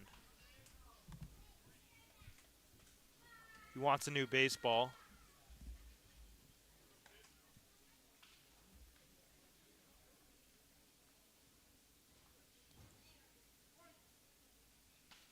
Two and 1 the count to Frank Estrada. On the ground sharply to shortstop. Chef backs up a little bit, plays it on the backhand, and fires across for out number 2 of the inning.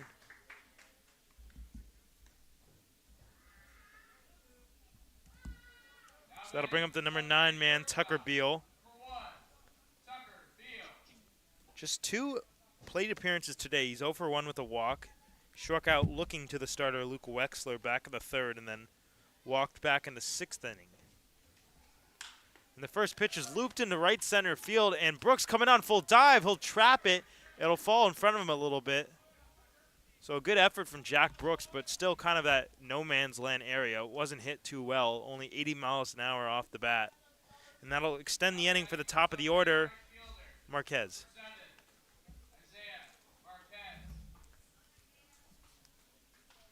Isaiah Marquez 0 for 2 with the walk. Struck out swinging in the 1st to open the game, and then flew out to Brooks in right field back in the 3rd, then walked his last time up in the 6th.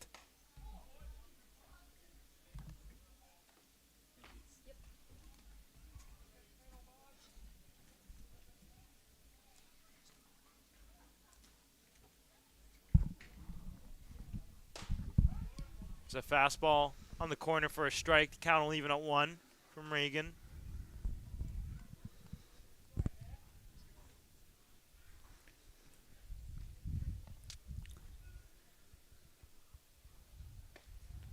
One's going to get by White, so going to second will be Beal, and another runner in scoring position for the SunRays. That's always one of the more frustrating wild pitches for a catcher. The ones that go right through that 5-hole. Those are the ones that they practice the most to prevent getting that glove down, and White just couldn't get the glove down in time that time.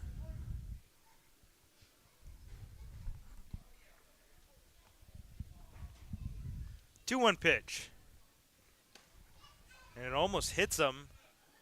Fastball running inside.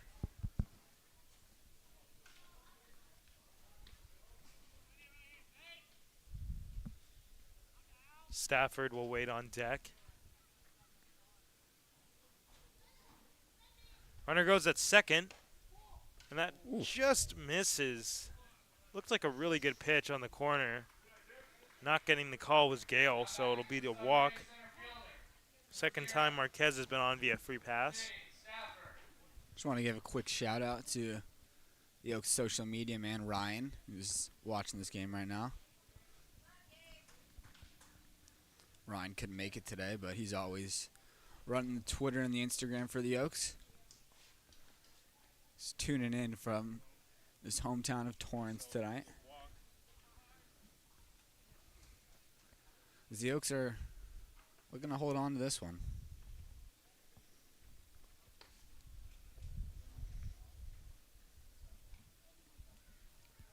Approaching 2 hours. It was a 4:30 start time.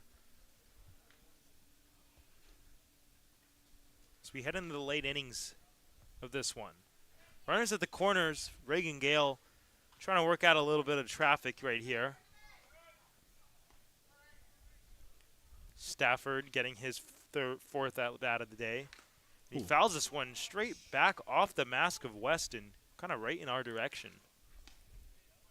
And White handled that one like a champ. Didn't even flinch. New Oregon Duck Cole Fisher retrieving the baseball.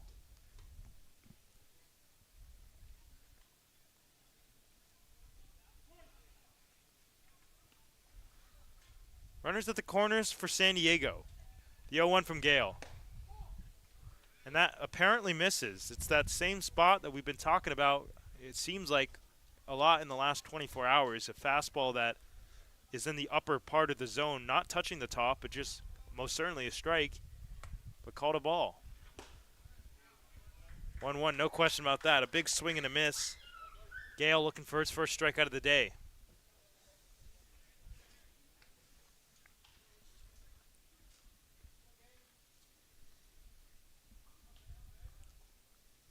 Really good sink on the fastball from Reagan. Ahead 1-2. Runner goes at first. The pitch is flown out to left field. Carrillo going back into the gap. He'll now shuffle more into the center field area and make the catch to retire the side, but 2 runs come home from the SunRays. It's still 9-2 as we head to the bottom of the 7th.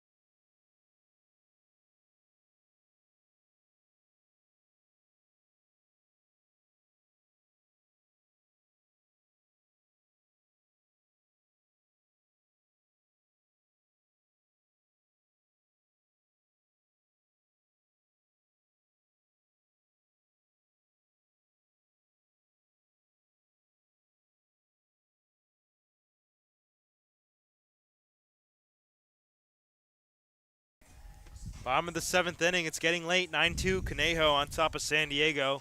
New pitcher for the SunRays, Jeremiah Enix, who actually pitched against the Oaks here this past Sunday.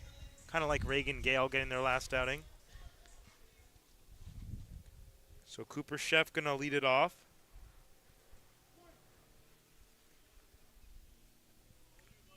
Chef 2 for 3 with 2 ribbies. And a couple defensive plays that have been very spectacular. First pitch from Jeremiah Enix. Ball 1.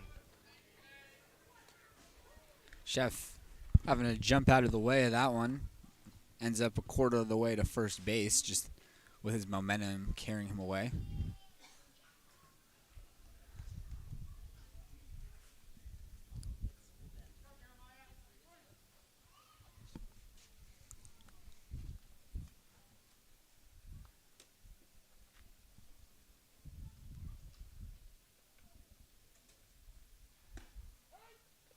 One-0 is at the bottom of the zone.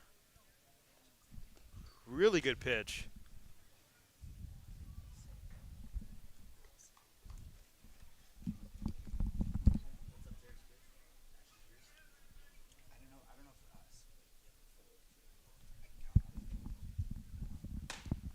One-one, and it almost hits him. Good strain up on the fastball.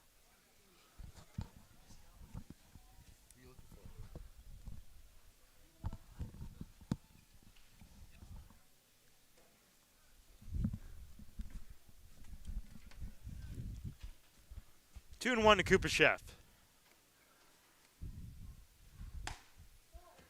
That miss is up and away, so Cooper jumping ahead 3-1. A very good hitter's count to a good hitter. See if Chef can look for one location, probably something middle in, try to drive it. And that is ball 4.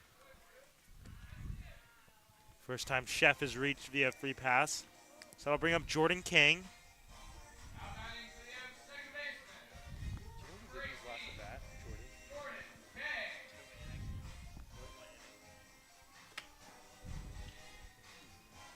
Should have been the 5th.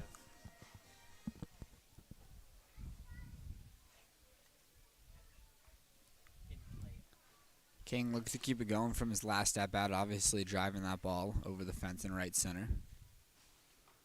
And he sends this one again out to right field. It struck pretty well, but Marquez going back, he'll make the catch for out number 1 of the inning.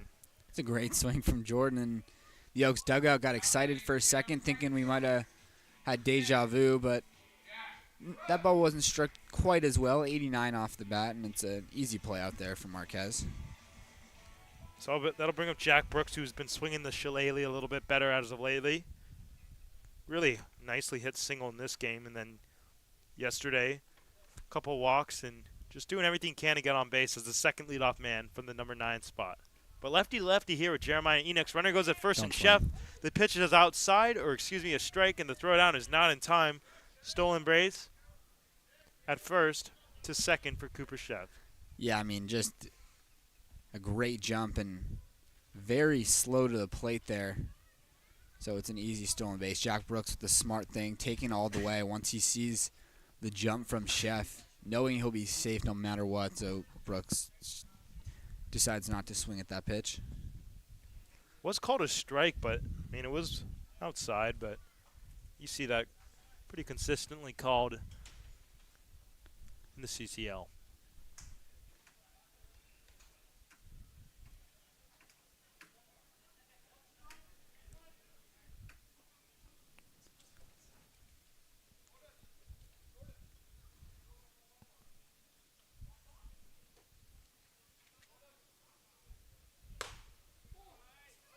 Misses upstairs.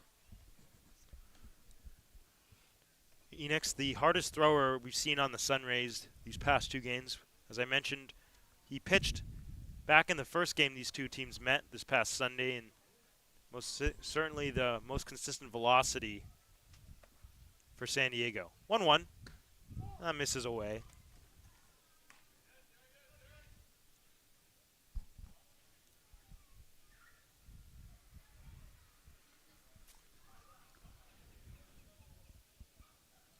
Wonder if at any point here in the next couple innings the Oaks decide to bring in some pinch hitters, let some other guys get some at-bats with this game seemingly out of reach. Big swing and fouled it off. Definitely a pitch that Brooks would like back. Fastball center cut, but just shaving it off to the left out of play.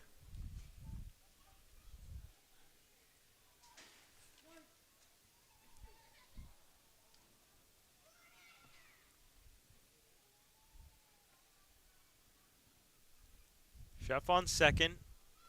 1 out in the inning. The 2-2 coming up to Jack Brooks. That'll miss just a little bit away. So the count will run full. Brooks 2 walks in yesterday's game. 1 out of 3 today with a single. Stole a base himself back in the 4th. Tommy Kendlinger waits on deck. And his 8-game hitting streak on the line. But for now, it's still Jack up there. 3-2. And he swings and misses late on the fastball. First time Brooks is down by way of the K, as he'll give a scouting report to Tommy as he walks over to the box.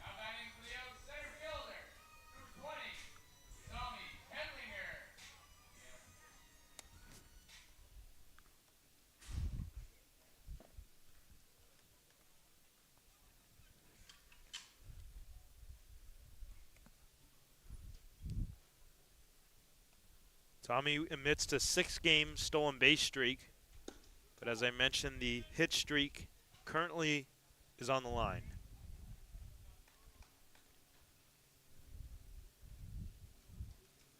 both him and the guy who waits on deck, Austin Carrillo, at the top of the leaderboard in pretty much every offensive category for the Oaks.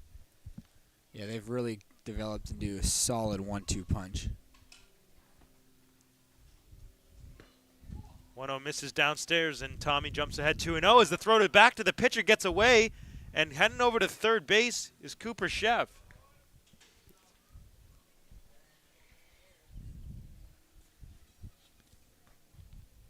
So another miscue for the SunRays. Yeah, it looks like actually a back pick attempt into center field, or into second base, but For the catcher? yeah, from the catcher, but the second baseman was kind of late to get over.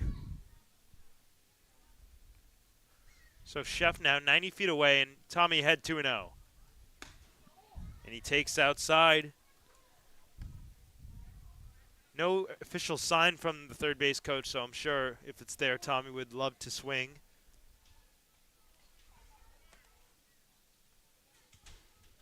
Oh for 3 with the walk in this game. That walk came back in the second inning. 3-0, and that'll miss ball 4. So down to first goes Tommy Kedlinger. That'll extend things for Austin Carrillo, coming off an RBI triple.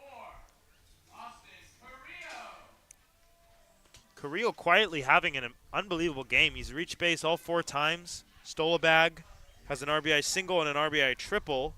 So definitely helping his case with the on-base percentage. Yeah, he was already at 565 going into today, his on-base percentage. He might be close to 600. Oaks at the corners. Lefty to lefty, Austin takes the ball. A little bit downstairs, I guess. Looked like it might have caught a bit of the plate.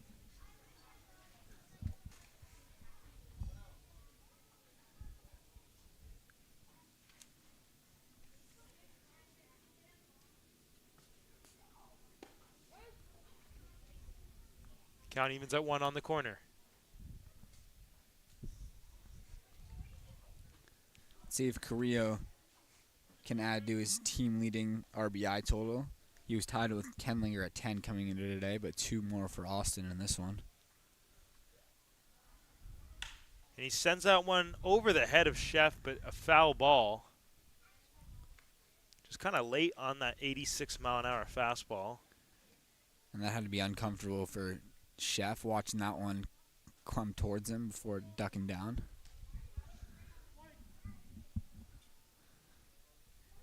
And as predicted in the on-deck circle is our first pinch hitter, Jack Johnson.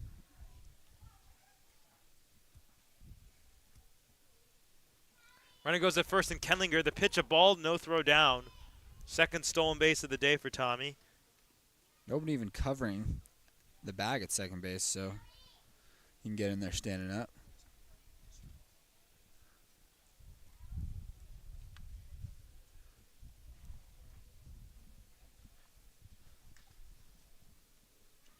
So now 2 in scoring position for the Oaks. 2-2 pitch coming up to Austin Carrillo. And he lines one and caught at first base by Light. That'll do it here in the 7th. Oaks on top 9-2 as we head to the 8th.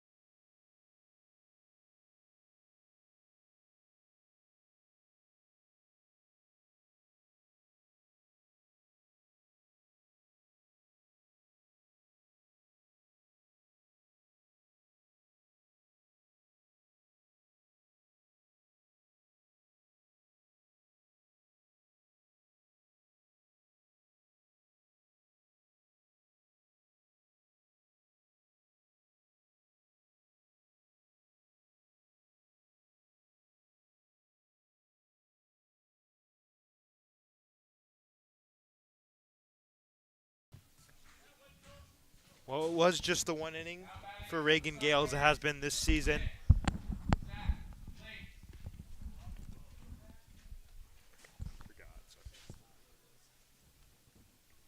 Daniel Orozco, we saw pinch hit in yesterday's game. We've seen him get a couple at bats.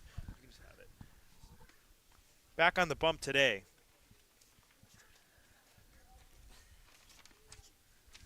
For Orozco, this will be his 6th appearance on the mound to go along with his couple of at-bats. Primarily a pitcher is Daniel. 8 innings pitched, 4 earned runs allowed. That's good for a 4.5 ERA. Looks like a pinch hitter, but I don't believe that they're on the roster sheet. Yeah, they just announced a pinch hitter, 6 for 23. But as number 26 pops this one up shallow to left, it's going to fall in front of Austin Carrillo. And it looks like he just injured himself. He's going to get doubled off. Oh, well, he's not going to because he's really hurt, but the throw in went over the head of Hellman. They would have been able to tag him out, but that's not really the concern right now, as maybe a really bad pulled hamstring or even an ACL. It looks like he's holding his knee area. That can't be good for the SunRays. Again, we don't know who that is. Their lineup sheet does not have him listed.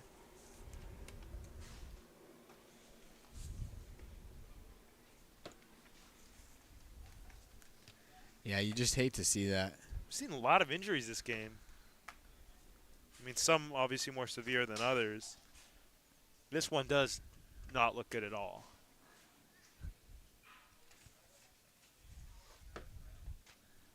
Whoever the pinch runner is going to end up being will go start at second base instead of first, because that throw in, which should have been a free out for the Oaks, went into the dugout.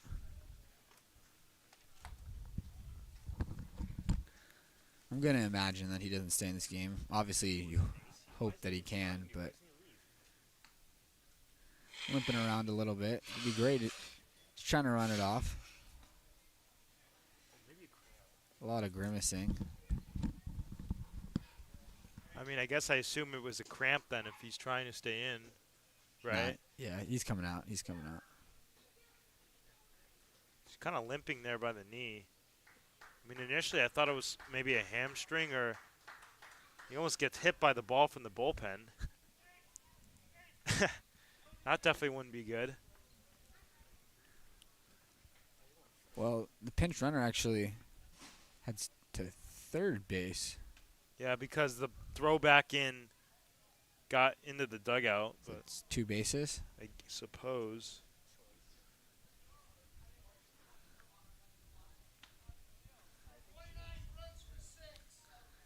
So now number 29 running for number 6. That should be, Evan Robicki, who we actually saw last Sunday.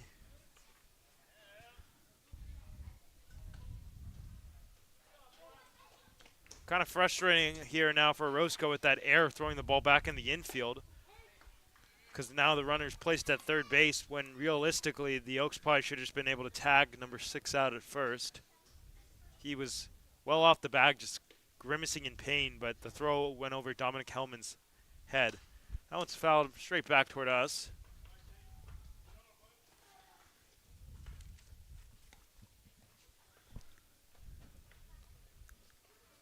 Oaks on top 9-2 here in the top of the 8th inning against the San Diego SunRays. Orozco ahead 0-2. And that is right down the middle. Strike 3 called. First strikeout of the day for Daniel Orozco as the hitter somehow cluelessly thinks that's a ball.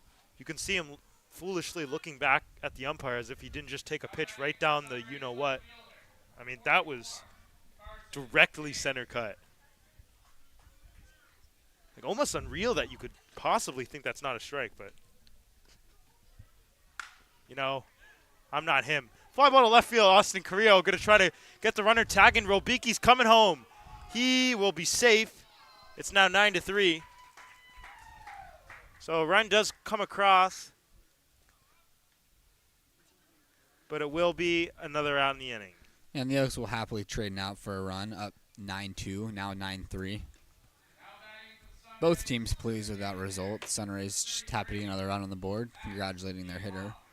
But also for the Oaks, they're now 1 out closer to a win. Just 4 more outs needed for a victory. This is Max Imhoff, who pinch hit in his last at-bat, getting his second look today. First pitch, strike at the knees from Orozco. Very good spot. Exactly where Daniel wanted it.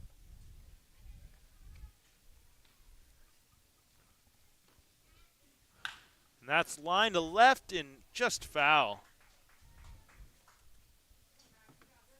Into the bullpen where Alejandro Hueso warms up, so it's looking like this will be the 1 inning for Orozco, who gives it the unearned run, and then the 9th most likely goes to Hueso.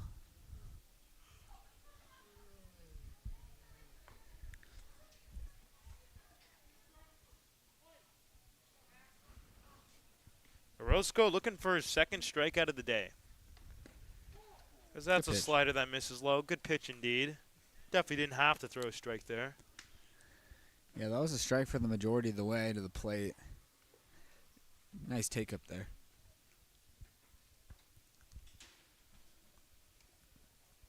One, two on the corner, strike 3 called. 2 strikeouts in the inning for Orozco as we head to the bottom of the 8th.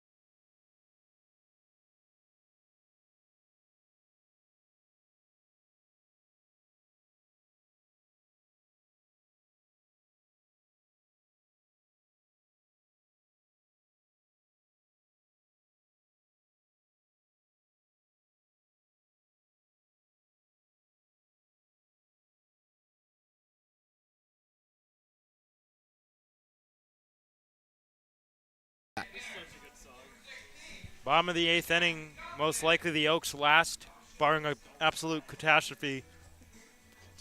Step up to the plate. Jack Johnson pinch hitting after a major 6 RBI day yesterday. 5 RBI day yesterday. But it really just kind of a slump to start the summer as the first pitch from the new pitcher, Andrew Mee, misses outside. But yeah, I talked to Jack after the game yesterday. He was just really relieved to have that big day. 3 knocks, 5 RBI, on base 4 times in that one, ending that hitless streak that he was on.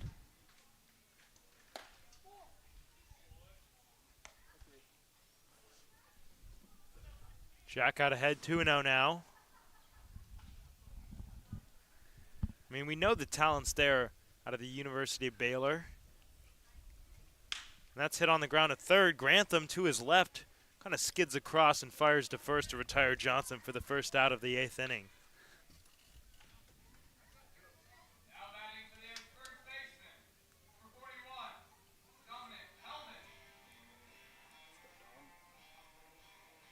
So that'll bring up Dominic Hellman.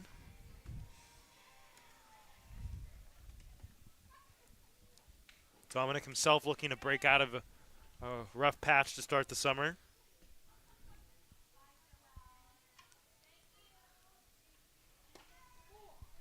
Lays off the slider, darting away. It's a nasty looking slider from me. It is. 22 inches of horizontal break.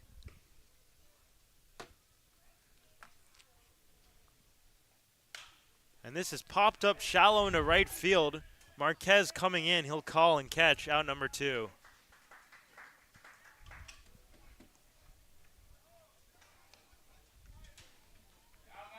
So that'll bring up Reeve Boyd, who is getting his 4th plate appearance of the day after taking over for Nick Leahy after Leahy exited with an injury. Yeah, I'm going to try to look for both Leahy and Landon West after this game just to check up on them, see how they're doing. Hopefully get an update. It's on the corner for a strike. Fastball at 85 from me.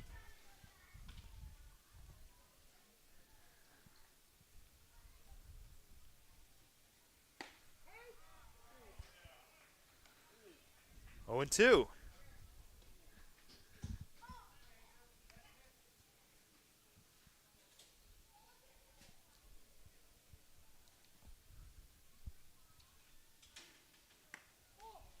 That'll miss downstairs. The count moves 1-2.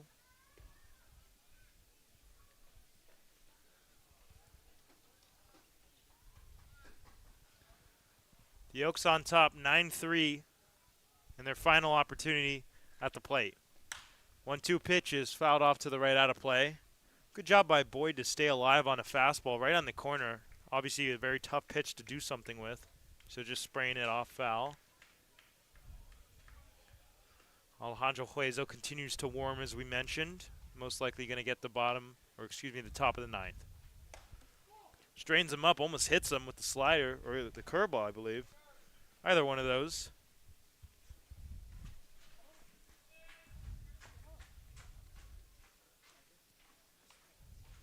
Boyd 1 for 2 with a walk since entering this game.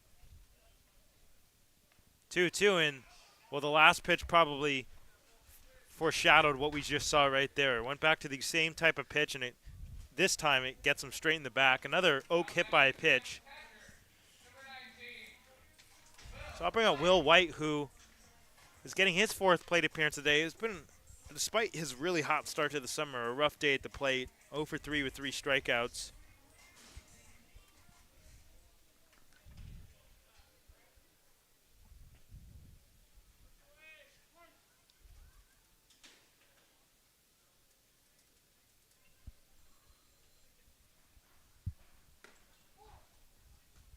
Fastball getting yanked a little bit for ball 1. You could see the catcher, Crab, set out in the outside corner, but of course, me just missing way outside, perhaps throwing a little bit too much across his body. That's exactly what he wanted to do in the last pitch. This time, a good fastball in the corner.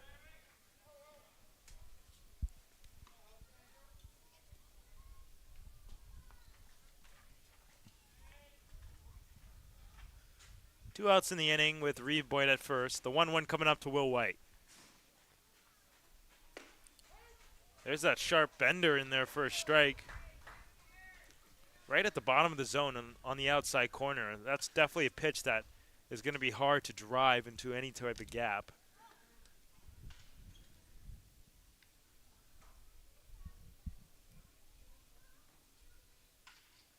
Runner goes at first. The pitch is in there for strike 3. We head to the top of the 9th. The Oaks looking to close this one. Alejandro Huezo coming in.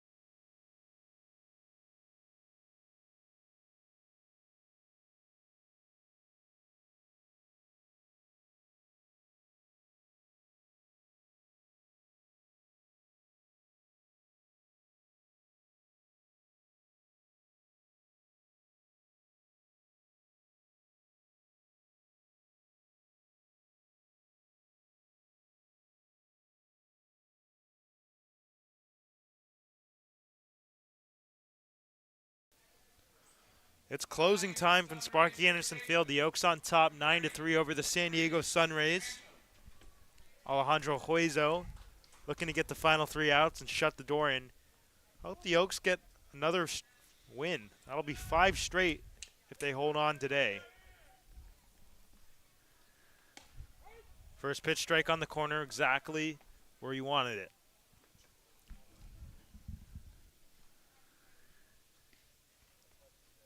It's been a really good summer for Alejandro. This will be his 4th appearance. 4 innings, 1 earned run allowed coming into play today with 5 strikeouts. And in those 4 innings, he's faced 14 batters, which means he's only faced 2 over the minimum. Ahead here, 0-2. That just misses a little bit outside. It was a ball. But barring the situation, you can hear the entire Oaks dugout wanted it.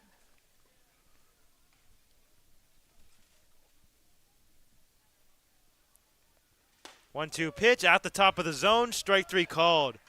Alejandro Huezo strikes out his first at batter in as many attempts. 1 out in the 9th. Strikeout number 6 on the year for Alejandro. He's got his strikeouts per 9 near 10.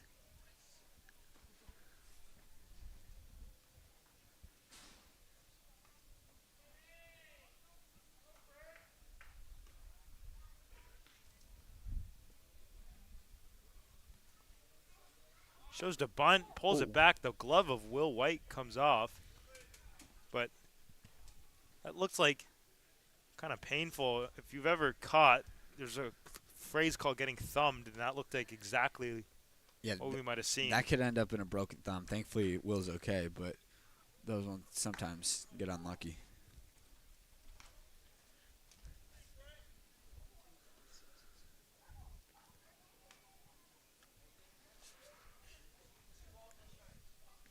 beautiful day here in Thousand Oaks. We've been very lucky as of late, as this one has popped up shallow into left center field. Chef calls for it. About 3 steps into the grass to make the catch. 2 quick outs here in the 9th inning. It's exactly what you're looking for if you're Coach Solis. Putting in these relievers that you rely on and them getting quick outs. Alejandro 2 quick outs, and now the Oaks 1 out away from their 5th straight win. The entire Oaks dugout is now standing. Tucker Beal, the only thing standing in front of the Oaks win. First pitch from Alejandro, painted on the outside corner with the fastball.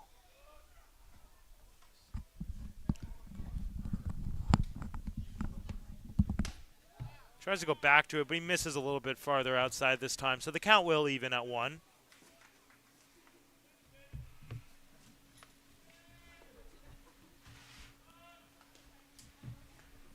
That'll miss way outside, but it was so nasty. You could see Beal actually thought about even attempting for that one, but definitely not threatening the zone.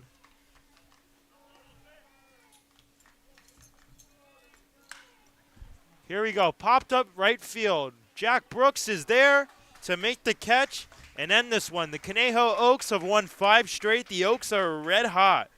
Luke Wexler absolutely dealt. 5 innings pitched, 3 strikeouts, 2 hits allowed, and no earned runs. The Oaks get their first home run to actually leave the field. Jordan King with an absolute missile to right center field, and a really good offensive effort all around, as well as pitching, as Conejo takes this one from the San Diego SunRays 9-3. We'll be back here tomorrow for some more baseball, but at the given moment, the Oaks have won 5 straight and continue to play great baseball. For everybody with the Conejo Oaks, Josh Mechanick, I've been Max Schwartzberg, and I want to thank you for listening with us, and we look forward to tomorrow where we'll have coverage of that game ready for you guys. Thank you, and have a good night.